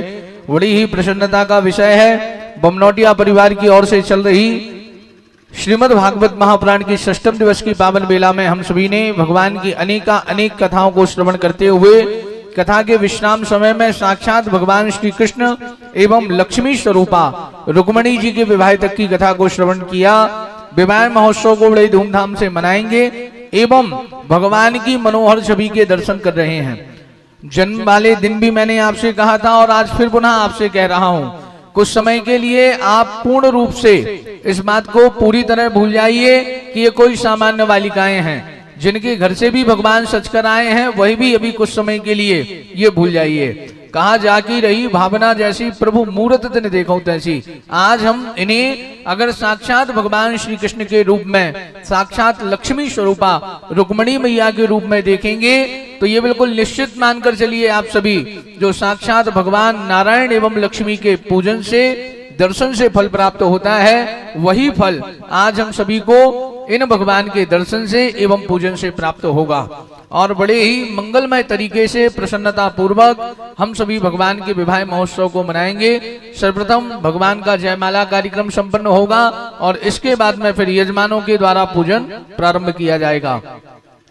ओम भद्रम कर्णेभिः शृणुयाम देवा भद्रम वक्ष्येमाक्षभिर्जत्राः स्थिरैरङ्गैस्तुष्टुवागुंसस्तनो वृदशेमहि देवः तञ्जदायुः शतमिन्नो शरदो अन्ति देवा जत्रानश्चक्राजलसन्तनो नाम पुत्रासो जतपितरो भवन्ति मानो मध्यारीरगता अर्गन्दोः। ओम श्री क्षते लक्ष्मी शावत्न्याम्बो रात्रे पारस्वे नक्षत्र निरूपमस्मेनौ व्याप्तम् शरणन्निखाण मुम्म इखाण सर्वलोकम् इखाण। रुक्मणी जी पहले भगवान श्री कृष्ण को माल्यार्पण करेंगी और सभी लोग करतल ध्वनि करते हुए विवाह महोत्सव में सम्मिलित होंगे। लक्ष्मी जी पहनाए पहले रुक्मणी जी भगवान द्वारिकाधीश को, अब द्वारिकाधीश भगवान रुक्मणी मैया को जयमाला पहनाएंगे। ओम तदेव लगनम सुदनम तदेव ताराबलम चंद्रबलम तदेव विद्याबलम देवबलम तदेव लक्ष्मी पते ते गृहम स्मरामि। बोलिए द्वारकाधीश भगवान की जय हो। मुख्य यजमान के द्वारा भगवान का तिलक होगा और तिलक के बाद फिर सारा पूजन वहां सामने भगवान विराजमान हो जाएंगे, वहां पर पूजन प्रारंभ होगा। ओम कस्तूरि तिलकम ललाटपटले वक्षस्थले कौस्तुभम नासाग्रे वरमुक्तिकं करतले वेणुकरे कंकणम शर्वांगे हरिचंदनम सुललितम कंठे च मुक्तावली गोविस्त्री परिवेष्टतो विजयते गोपाल चूड़ामणिम। बोलिए द्वारकाधीश भगवान की जय हो। अब भगवान को वहीं सामने ले जाकर विराजमान कर दीजिए और हमारे मुख्य यजमान एवं जितने भी हमारे यजमान हैं, परिजन हैं, रिश्ते नातेदार हैं, अतिथिगण हैं, एक एक करके आज किसी को भी भगवान के पूजन से वंचित नहीं रहना है। भगवान की ही कृपा से हम सब पर भगवान की ही कृपा बनी हुई है और उनकी ही कृपा से इस कथा का, इस आयोजन का हम सभी आनंद प्राप्त कर रहे हैं और उनकी ही कृपा से जो भी कुछ हमारे पूरे जीवन कार्यकाल में होता है सब उनकी ही कृपा से होता है। तो आज वही भगवान हम सभी के समक्ष हैं, वही भगवान आज हम सभी के समक्ष हैं और उनके पूजन से हमें किसी को भी विमुख नहीं होना है। तो सभी लोग बिना संकोच किए सबसे पहले हमारे यजमान, फिर यजमान परिवारगण सभी एक एक करके भगवान का पूजन, भगवान की पैर पकड़ाई करेंगे। साथ में ही आप सभी लोग इस बात को अच्छे से जानते हैं कि जिनके श्रीमुख से हम सभी कथा श्रवण कर रहे हैं उन देवी जी का पदार्पण अमरकंटक कोटि तीर्थ से हुआ है। देवी जी का प्रमुख संस्थान अमरकंटक अमरेश्वर महादेव मंदिर है। आप सभी लोग अमरकंटक अमरेश्वर महादेव मंदिर के लिए सादर आमंत्रित हैं। वहां वर्ष भर में 10 आयोजन संपादित किए जाते हैं और जो बड़ी ही प्रसन्नता पूर्वक वहां पर संपन्न होते हैं। अभी भी वहां पर जो भी परिक्रमावासी पहुंचते हैं या जो भी दर्शनाभिलाषी पहुंचते हैं उनके रहने की, रुकने की और भोजन की सारी निःशुल्क व्यवस्था रहती है। परंतु उन 10 आयोजनों में सावन के महीने में एक विशाल 1 महीने का मासिक एक अनुष्ठात्मक आयोजन वहां पर संपादित होता है, जिसमें 7 दिन की कभी शिव महापुराण की कथा होती है, कभी भागवत महापुराण की कथा होती है, कभी नर्मदा महापुराण की कथा होती है। और उस कथा के जो व्यास होते हैं हमारे परम पूज्य, परम आदरणीय, प्रातः स्मरणीय, परम सिद्धे स्वामी महेंद्रानंद जी महाराज, जिनका संरक्षण हम सभी को प्राप्त हुआ है और उनके ही संरक्षण से हम सभी भगवत कथा करने में सामर्थ्य को प्राप्त किए हुए हैं। और वह जो हमारे श्री गुरुदेव भगवान हैं उनके ही श्रीमुख से सावन के महीने में वहां पर साप्ताहिक किसी न किसी कथा का प्रतिवर्ष वहां पर आयोजन होता है और 1 महीने तक वहां पर भगवान देवादिदेव महादेव का जो अमरेश्वर महादेव भगवान विराजमान हैं उनका वहां पर नित्य प्रतिदिन रुद्राभिषेक एवं विशाल भंडारा होता है 1 महीने का, जिसमें सोमवार में विशेष रूप से बहुत ज्यादा श्रद्धालुगण वहां पधारते हैं। 1 महीने वहां विशाल भंडारा चलता है। तो जहां भी देवी जी की कथा होती हैं छठवें दिन अमरकंटक अमरेश्वर महादेव मंदिर के लिए, अमर आश्रम के लिए अन्नदान की घोषणा की जाती है। तो जो भी श्रद्धालु भक्तगण वैशाख के महीने में अन्नदान करना चाहते हैं, आप नाम अभी लिखवाएंगे, परंतु वह अन्नदान आपको देना रहेगा वैशाख के महीने में। तो जिन लोगों को भी अमरकंटक अमरेश्वर महादेव मंदिर हितार्थ हेतु वैशाख की उधारी का अन्नदान लिखवाना है, तो वह मंच पर आकर या जहां भगवान जी का पूजन हो रहा है वहां पर भी अपना नाम लिखवा सकते हैं।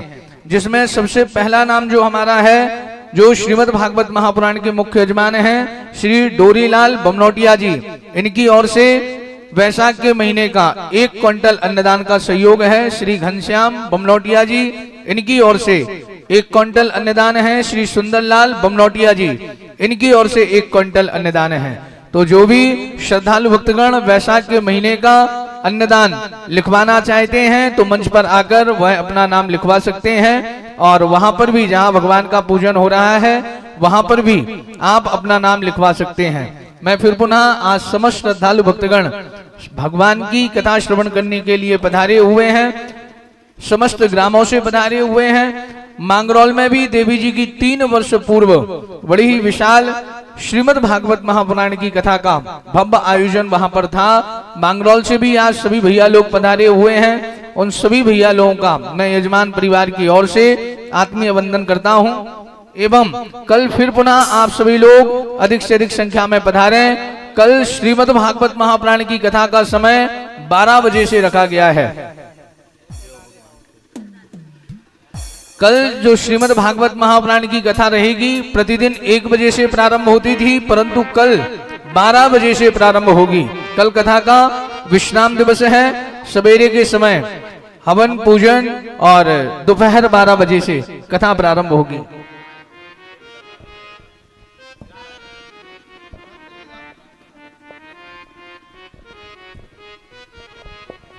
दो बार श्रीमद् भागवत महापुराण की कथा ग्राम पथौड़ी की पावनमयी भूमि में भी हुई है। वहां से भी हमारे सभी भैया लोग पधारे हुए हैं। आपका भी यजमानत परिवार की ओर से बहुत बहुत आत्मीय अभिनंदन। एवं पिछले वर्ष ग्राम रैसलपुर की पावनमयी भूमि में अमरीश भैया जो मुख्य यजमान थे, उनके पिताजी, और उनके यहाँ भी श्रीमद् भागवत महापुराण की कथा का भव्य आयोजन हुआ था। वहां से भी हमारी माताजी और सभी लोग यजमान परिवार के सभी भक्तगण पधारे हुए हैं। आपका भी समस्त यजमान परिवार की ओर से बहुत बहुत आत्मीय वंदन।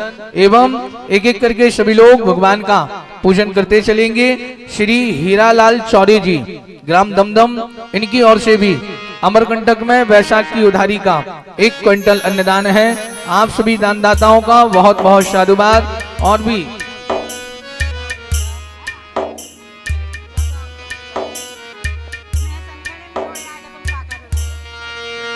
राधे। और मेरा निवेदन भी है कि अभी 2 दिन से पानी गिरा है, तो ये सारी जगह गीली हो चुकी है, तो मंच भी थोड़ा सा नीचे की तरफ बैठ गया है। तो आना तो सबको ही है मंच पर, परंतु मेरा निवेदन है कि 1-1, 2-2, 4-4 करके ही लोग पधारेंगे, जिससे कल की भी व्यवस्थाएं यहाँ पर परेशानी ना हो। पानी गिरने के कारण आने का किसी को कोई मनाही नहीं है। सबको प्रायः यजमान परिवार की ओर से पहले ही कह दिया जाता है कि जितने भी हमारे अतिथिगण पधार रहे हैं सबको मंच पर पूजन के लिए गुरुजी अवश्य बुलाएं। परंतु अभी परिस्थिति कुछ ऐसी बनी है कि यह जो मंच है वो नीचे की तरफ थोड़ा सा बैठ गया है। तो आना तो सबको ही है, परंतु इस चीज का भी बड़ा विशेष ध्यान रखना है कि कोई परेशानी ना हो।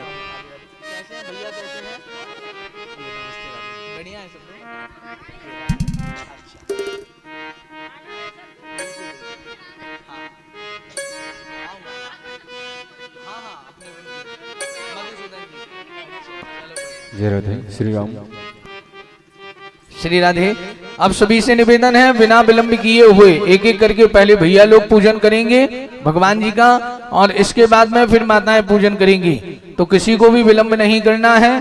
भगवान हमारे समक्ष विराजमान है।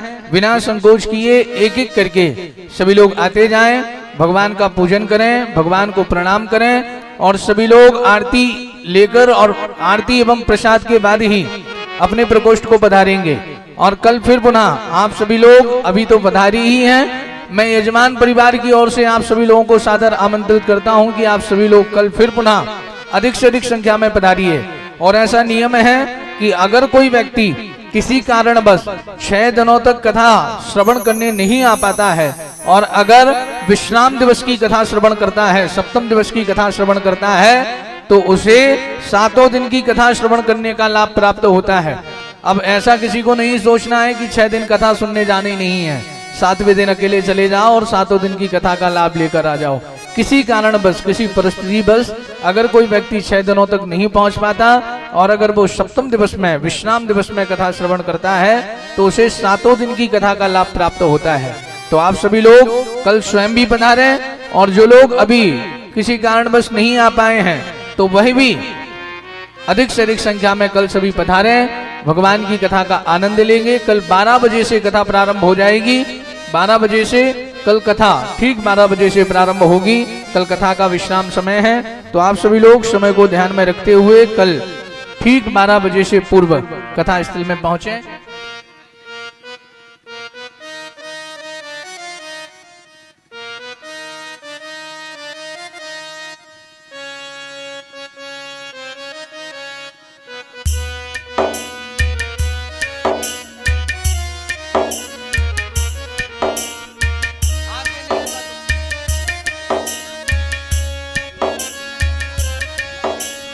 एक एक करके सभी लोग बिना विलंब किए भगवान का पूजन करते चलें। और आइए हम मंगलमय भगवान के विवाह के बधाई गीतों को भी श्रवण करते चलेंगे, बधाई गीतों का आनंद लेते चलेंगे। और जो भी हमारे अतिथिगण पधारे हुए हैं वह भी मंच पर एक एक करके, जिससे मंच की भी कोई व्यवस्था भंग ना हो पाए, इसका बड़ा विशेष ध्यान रखना है।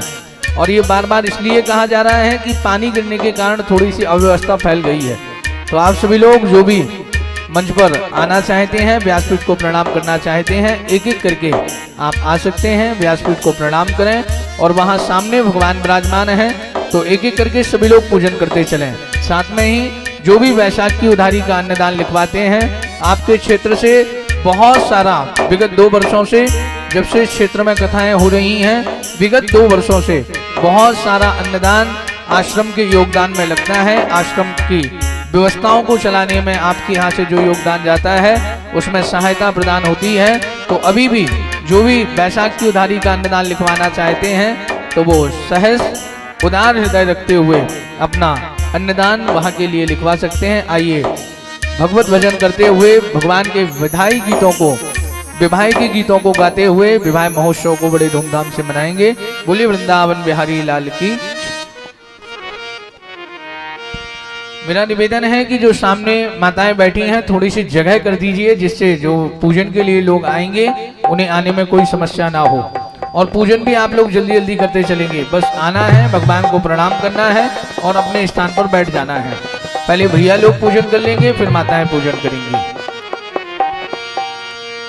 बोलो बाके बिहारी लाल की जय हो। श्याम माखन चुराते चुराते अब तो दिल भी चुराने लगे हैं, मेरा दिल भी चुराने लगे। वो अब न लागे जिया घर न परिवार में, अरे अब न लागे न लागे, वो अब न लागे जिया घर न परिवार में। अरे लुट गई शाम के प्यार में, लुट गई शाम के प्यार में, ये लुट गई शाम के प्यार में, लुट गई शाम के प्यार में, लुट गई शाम के प्यार में, लुट गई शाम के प्यार में। वो अब न लागे दिया घर न परिवार में, अब न लागे दिया घर न परिवार में, अब न लागे दिया घर न परिवार में, अब न लागे दिया घर न परिवार में। लुट गई शाम के प्यार में, लुट गई शाम के प्यार में।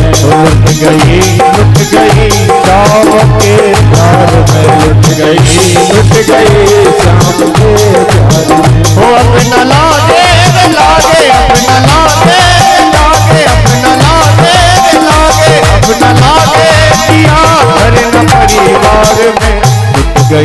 लुट गई शाम के प्यार में। लुट गई शाम के प्यार में। ओ लुट गई शाम के प्यार में। लुट गई शाम के प्यार। हरि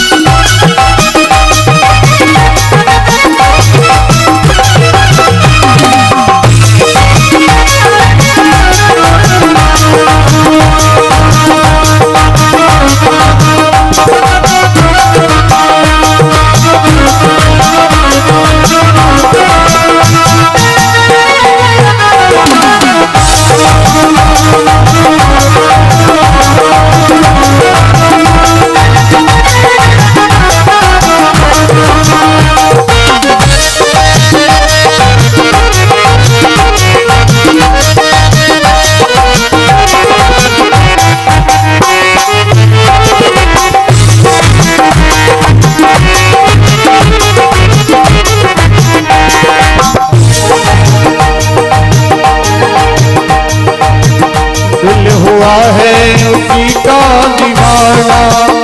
दिल हुआ है उसी का दीवाना। दिल हुआ है उसी का दीवाना। दिल हुआ है उसी का दीवाना। होठों पे गूंजे होठों पे उसका तराना। गूंजे होठों पे उसका तराना। गूंजे होठों पे उसका तराना। गूंजे होठों पे उसका तराना। रहे आंखों तस्वीर उसकी। रहे आंखों तस्वीर उसकी। कहे पागल मुझे ये जमाना। कहे पागल मुझे ये जमाना। कहे पागल मुझे ये जमाना। कहे पागल मुझे जमाना। मैं दीवानी मैं दीवानी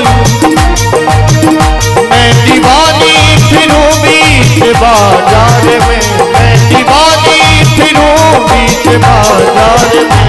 लुट गई शाम के प्यार में। लुट गई शाम के प्यार में। लुट गई शाम के प्यार में। लुट गई शाम के प्यार में। वो अपना लागे रे लागे अपना लागे रे लागे अपना लागे किया घर न परिवार में। अपना लागे किया घर न परिवार में। लुट गई शाम के प्यार में। लुट गई शाम के प्यार में। लुट गई शाम के प्यार में। लुट गई शाम के प्यार में।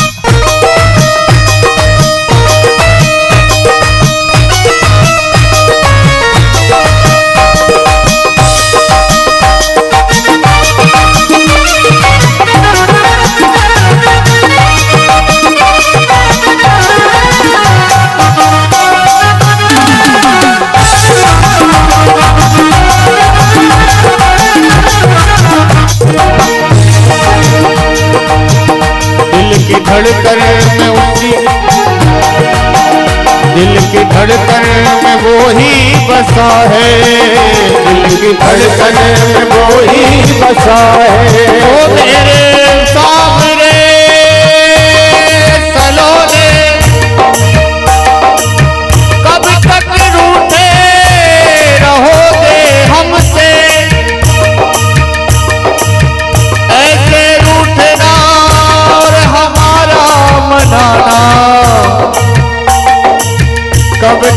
चलेगा ये हमको बताना। दिल की धड़कन में वो ही बसा है, दिल की धड़कन में वो ही बसा है, दिल की धड़कन में वो ही बसा है। रहे हरदम उसी का नशा है, रहे हरदम उसी का नशा है, रहे हरदम उसी का नशा है, रहे हरदम उसी का नशा है। दिल लगा कर दगानंद देखो, दिल लगा कर दगानंद देखो, आया जीने का असली मजा आज देखो, वो आया जीने का असली मजा आज देखो। वो अपना भावे भावे, अपना भावे भावे, अपना भावे, वो अपना भावे। प्यार में लुट गई शाम के प्यार में, लुट गई शाम के प्यार में। वो अपना लागे लागे, अपना लागे लागे, अपना लागे लागे, अपना लागे हर परिवार में। लुट गई शाम के प्यार में, लुट गई शाम के प्यार में, लुट गई शाम के प्यार में, लुट गई शाम के प्यार में। अब न लागे दिया ए दिया रे दिया, ओ मेरे श्याम, मेरे श्याम, मेरे श्याम।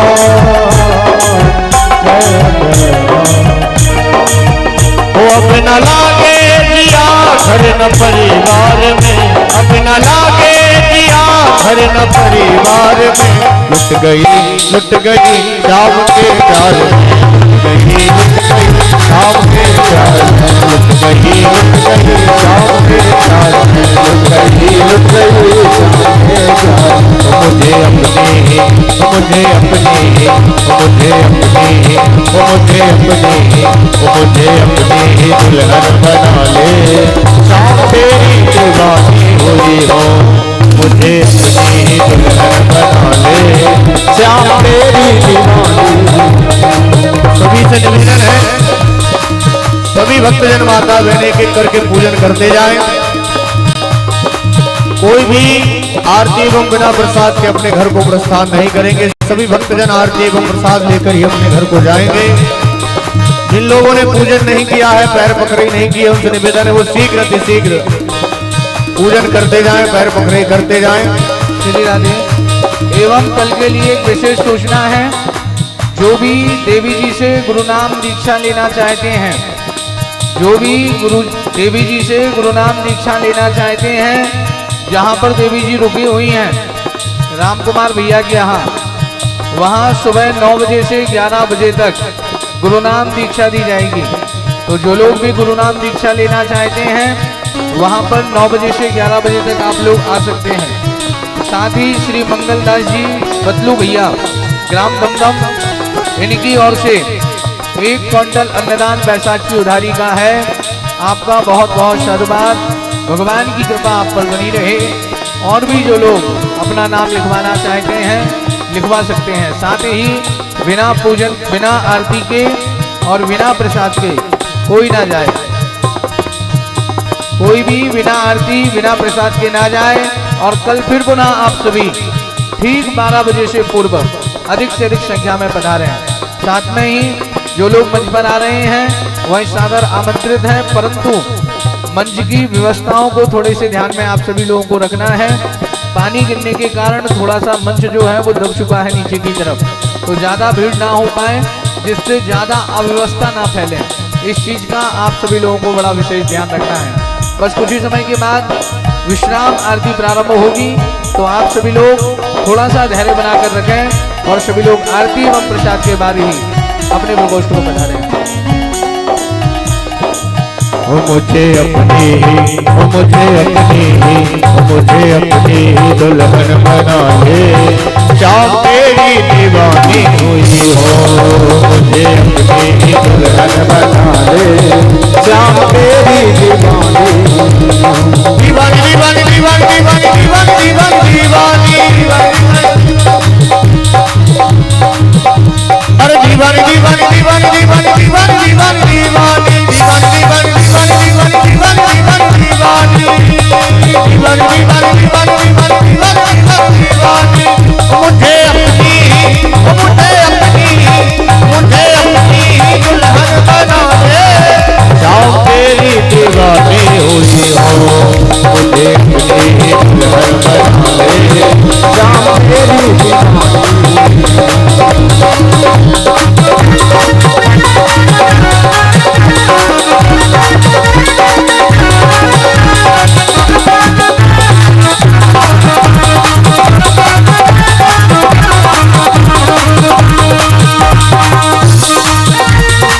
तेरे प्यार के काबिल नहीं हूँ मैं,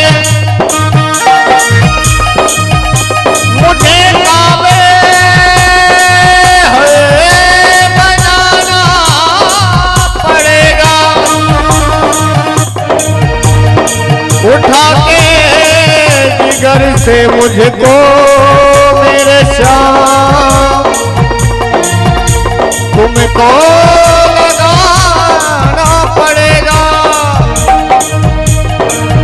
मेरा दिल तो दीवाना हो गया मुझे वाले तेरा, मेरा दिल तो दीवाना हो गया मुझे वाले तेरा, मेरा दिल तो दीवाना हो गया मुझे वाले तेरा, मेरा दिल तो दीवाना हो गया मुझे वाले तेरा, मुरली वाले तेरा, मुरली वाले तेरा, मुरली वाले तेरा, ओ बंसी वाले तेरा, बंसी वाले तेरा, मेरा दिल तो दीवाना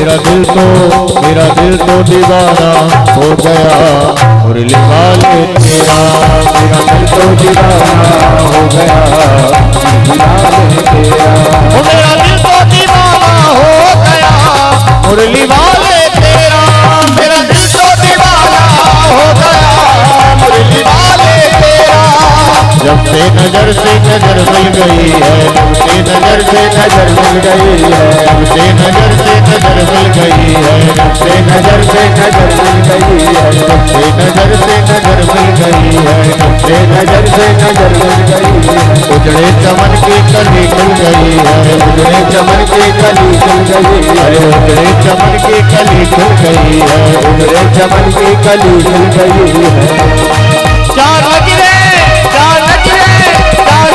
दीवाना हो गया मुरली वाले तेरा, मेरा दिल तो दीवाना हो गया मुरली वाले तेरा। अब बस आरती प्रारंभ होगी। सभी लोगों से निवेदन है कि बिना प्रसादी के, बिना आरती के कोई ना जाए। बाकी जो लोग पूजन वाले और रह गए हैं वो आरती के बाद भी पूजन कर सकेंगे और आरती के बाद भी आप लोग मंच पर आ सकेंगे। अभी जितने लोग हैं बस इतने ही मंच को प्रणाम करते हुए, व्यासपीठ को प्रणाम करते हुए यथा स्थान पहुंचे और बस अब आरती की तैयारी कर लेंगे हमारे पंडित जी लोग। अब आरती प्रारंभ होने जा रही है। बस कुछ ही समय में अब आरती प्रारंभ होगी और सभी लोग आरती एवं प्रसाद लेकर ही जाएंगे। मैं यजमान परिवार की ओर से हमारे बीच में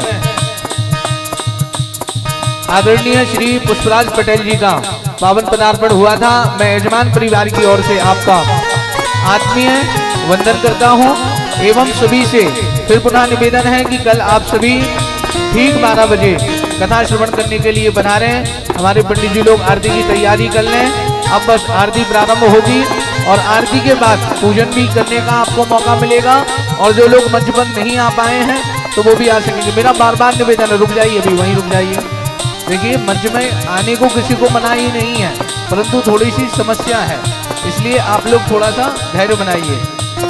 अब बस आरती प्रारंभ होगी और आरती के बाद फिर सब लोग आएंगे। जो लोग रह गए हैं शेष और जो आना चाहते हैं व्यासपीठ को प्रणाम करने के लिए तो वो आरती के बाद पधारेंगे।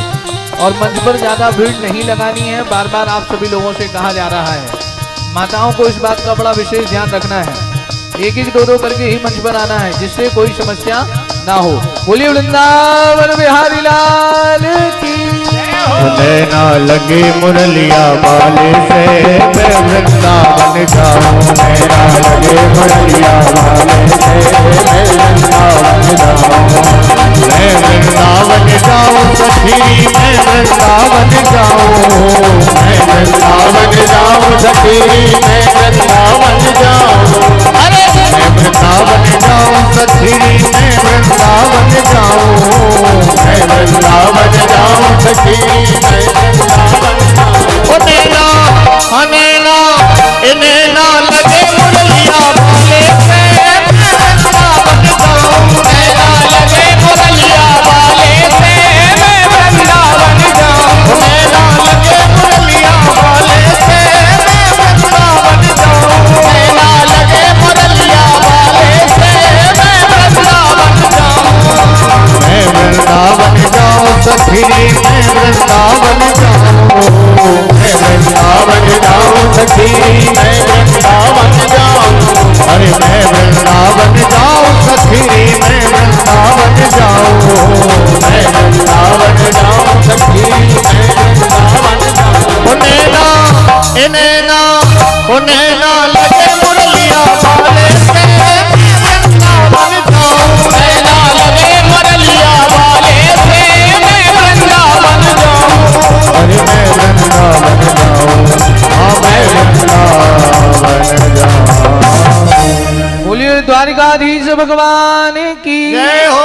सभी आरती के लिए यथा स्थान खड़े हो जाएं, और जो लोग शेष रह गए हैं पूजन के लिए या व्यासपीठ को प्रणाम करने के लिए, तो वो मंच पर आरती के बाद आ सकेंगे। सभी अपने अपने स्थान पर खड़े हो जाएं। कल मुख्य रूप से हम सभी कथा के माध्यम से सुदामा चरित्र की कथा को श्रवण करेंगे। और जैसे श्री सुदामा जी भगवान से जब मिलने गए तो अपने घर से 4 मुट्ठी अक्षत लेकर गए थे, चावल लेकर गए थे। तो कल सभी लोग प्रयास करिएगा कि भगवान को भेंट में कुछ ना कुछ अन्नदान लेकर आए। और फिर हम सभी लोग ठीक 12 बजे से कल विश्राम दिवस की, सप्तम दिवस की पावन कथा में प्रवेश करेंगे। एक एक करके सभी लोग अपने स्थान पर खड़े हों और जो जहां खड़े हैं वहीं से भगवान की आरती में सम्मिलित होंगे। और आरती के बाद फिर सभी लोग आरती एवं प्रसाद लेते हुए अपने प्रकोष्ठ को पधारेंगे। ओम चंद्रमा मनसो जात चक्षो सूर्यो अजायत श्रोत्राद्वायुष प्राणश मुखात् अग्निरजायत। राधे श्री राधे। और जिन लोगों का पूजन शेष रह गया है तो वो लोग आरती के बाद में पूजन कर सकेंगे। और जिन्हें भी व्यासपीठ पर आना रहेगा, जो लोग रह गए हैं, तो आरती के बाद वो क्रमशः एक एक करके व्यासपीठ पर आ सकेंगे। ओम इदगुं हविः प्रजननम में असुरसवीरगुं सर्वगणगुं स्वस्ते आत्मशनि प्रजाशनि पशुशनि लोकसन्न भयशनि अग्निः प्रजां बहुलां मे करोत्पन्नम् पयोरेषु अशमाशु धत्तः। श्राद्धे श्राद्धे श्राद्धे श्राद्धे श्राद्धे। आरती कुंज बिहारी की गिरधर कृष्ण मुरारी की। आरती कुंज बिहारी की गिरधर कृष्ण मुरारी की। गले में बैजंती माला, गले में बैजंती माला। बजावे मुरली मधुर वाला, बजावे मुरली मधुर वाला। श्रवण में कुंडल जल काला, श्रवण में कुंडल जल काला। की श्री आनंद मोहन ब्रज राधिका रमण बिहारी की गिरधर कृष्ण मुरारी की। आरती कुंज बिहारी की गिरधर कृष्ण मुरारी की। गगन समय कांति काली, गगन समय कांति काली। राधिका चमक रही आली, राधिका चमक रही आली। लतन में ठाड़ी बनवाली, लतन में ठाड़े बनवाली। भ्रमर सी कस्तूरी चंद्र सी ललित छवि श्यामा प्यारी की गिरधर कृष्ण मुरारी की। आरती कुंज बिहारी की गिरधर कृष्ण मुरारी की। कनक में मोर मुकुट बिल से, कनक में मोर मुकुट बिल से। देवता दर्शन को दर्शे, देवता दर्शन को तरसे, गगन सौ सुमन राशि बरसे, गगन सो सुमन राशि बरसे, बजे मधुर बिन लालनी अतुल रति गोप कुमारी की, श्रीधर कृष्ण मुरारी की आरती कुंज बिहारी की, गिरधर कृष्ण मुरारी की। जहाँ से प्रगट भई गंगा, जहाँ से प्रगट भई गंगा, कलुष कलिहारिणी श्री गंगा, कलुष कलहारिणी श्री गंगा, स्मरण से होत मोह भंगा, स्मरण से होत मोह भंगा। बसी शिव जटा की हरे अंग, चरण चविषी बनवारी की, श्रीधर कृष्ण मुरारी की आरती कुंज बिहारी की, गिरधर कृष्ण मुरारी की। चमकती उज्जवल नट रेणु, चमकती उज्जवल नट रेणु, आज रही वृंदावन रेणु, आज रही वृंदावन रेणु, चौदिश गोपिकाल रेणु, चौदिश गोपिकाल रेणु। हसत मधु चांदनी कटत भव, तीर सुनि दीनकारी की, श्रीधर कृष्ण मुरारी की आरती कुंज बिहारी की, गिरधर कृष्ण मुरारी की। मैया आवर कंठी काली, तुम हो भोली भाली, बोले बाजार भोलाधारी, तुम हो भोली भाली। तेरी गुण गाते हैं साधु, तेरे गुण गाते हैं साधु, बजा बजा के ताली भैया, अमर कंठ भारी, तुम हो भोली भाली। नर्मदा भोलाधारी, तुम हो भोली भाली। भूल मगर पर करी सवारी, हाथ कमल का फूल, भूरी मगर पे करे सवारी, हाथ कमल का फूल। सबको देती रिद्धि सिद्धि,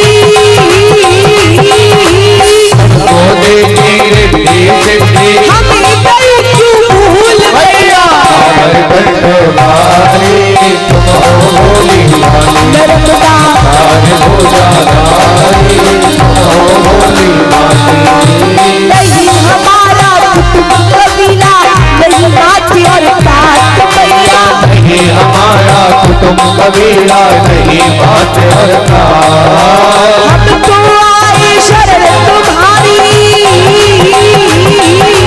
हमको आए शरण तुम्हारी, शरण पड़ेगी आज भैया, अमर कंठ भारी, तुम हो भोली भाली। नर्मदा भोलाधारी, तुम हो भोली भाली।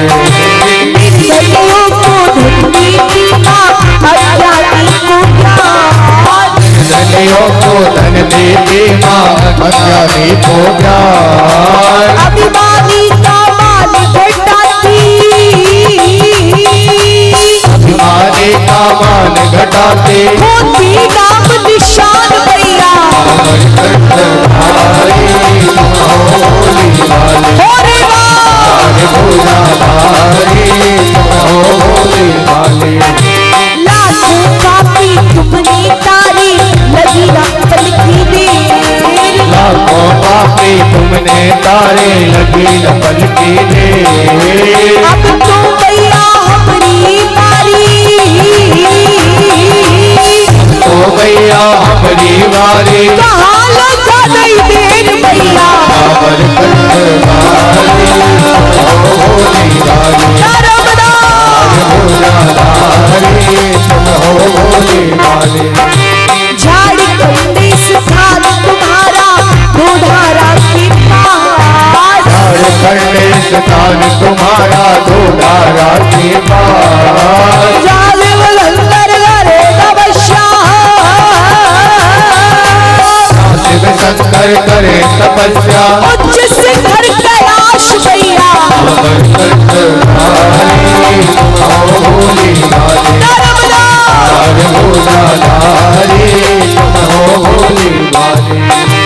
कागज की नाव बनाई, छोड़ी सागर पार, कागज की एक नाव बनाई, छोड़ी सागर पार। कागज की नाव बनाई,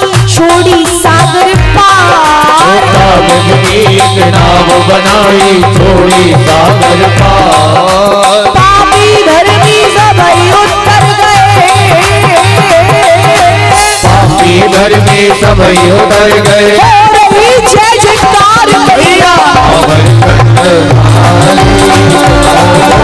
वाली धर्मदास भुजाधारी भोली वाली। तेरी गुण गाती है साधु, गुण गाते हैं साधु, बजा बजा की ताली मैया। अमर कंठधारी भोली वाली। धर्मदास भुजाधारी भोली वाली। पूरी गायब करुणा उतार जान सारा सदा वदन भगवान भवानी शरणं नमामि। मंदारे वाला चतुर्काल काली कृपाल वाला त्रिपुरारा। शंभराय दिगंबराय नमः शिवाय नमः शिवाय। देवनाथ चपलात देव देववन्तु च सखात देव। देव विद्याधरं त्वमेव त्वमेव सर्वं त्वमेव देव। गुरुर्ब्रह्मा गुरुर्विष्णु गुरुर्देवो महेश्वरा। गुरुर्साक्षात् परब्रह्म तस्मै श्री गुरवे नमः। हरि राम राम राम हरि हरि। हरे कृष्णा कृष्ण कृष्ण हरे हरे। हरि राम राम राम हरि हरि। हरे कृष्णा कृष्ण कृष्ण हरे हरे। हरि राम राम हरे कृष्ण कृष्ण कृष्ण हरे हरे। हरे राम राम राम हरे हरे। हरे कृष्ण कृष्ण कृष्ण हरे हरे। लट्टी खुट्टी वही शीराली गोकुल की राधा, तेरी अखियाँ तरस गई अब तू आजा। मन वाले गोकुल तेरा, मेरी अखियाँ तरस गई अब तो आजा। प्रभु लड़ वही शीराली गोकुल की राधा, मेरी अखियाँ तरस गई अब तू आजा। वनसी वाले गोकुल तेरा, मेरी अखियाँ तरस गई अब तो आजा। आजा नंदलाल तरस गए नैना, आजा लाल तरस गए नैना, आजा गोपाल तरस रहे नैना। आजा गोपाल तरस गए नैना, तरस गई नैना बरस रही नैना, तरस गए नैना बरस गए नैना, तरस गई नैना बरस गई नैना। तरस गए नैना बरस गए नैना।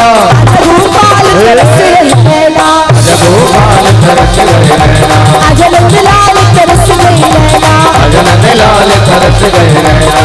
आजा नंदलाल तरस गई नैना।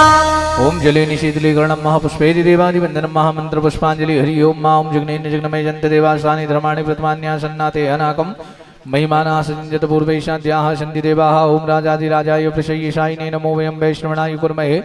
शमी कामान् काम कामाय मह्यं कामेश्वरो वैश्रवणो ददातु कुबेराय वैश्रवणाय महाराजाय नमः। ओम स्वस्ति साम्राज्यं भोज्यं स्वराज्यं वैराज्यं पारमेष्टं राज्यं महाराज्यमाधिपत्यमें समन्तपर्यायी शास्त्रभौमः। सर्वायुगन्तादा प्रार्धाता पृथिव्यै समुद्रपर्यन्ताय एकनाटिति तस्य श्लोको विकृतो मरुतः प्रवेष्टारो मृतस्यावशन्गिरे आवीक्षतस्य कामा प्रेर्विश्वे देवा शभाषद इति ओम विश्वतक्षुरद विश्वतो मको विश्वतो बाहुरद विश्वतस्वातः सम्भाव्यां दमति सम्पत्तिर्ध्यावा भूमिजन्यं देविकाः। ओम एकदन्ताय विद्महे वक्रतुण्डाय धीमहि तन्नो दन्तिः प्रचोदयात्। ओम कात्यायनी च विद्महे कन्याकुमारी च धीमहि तन्नो देवी प्रचोदयात्।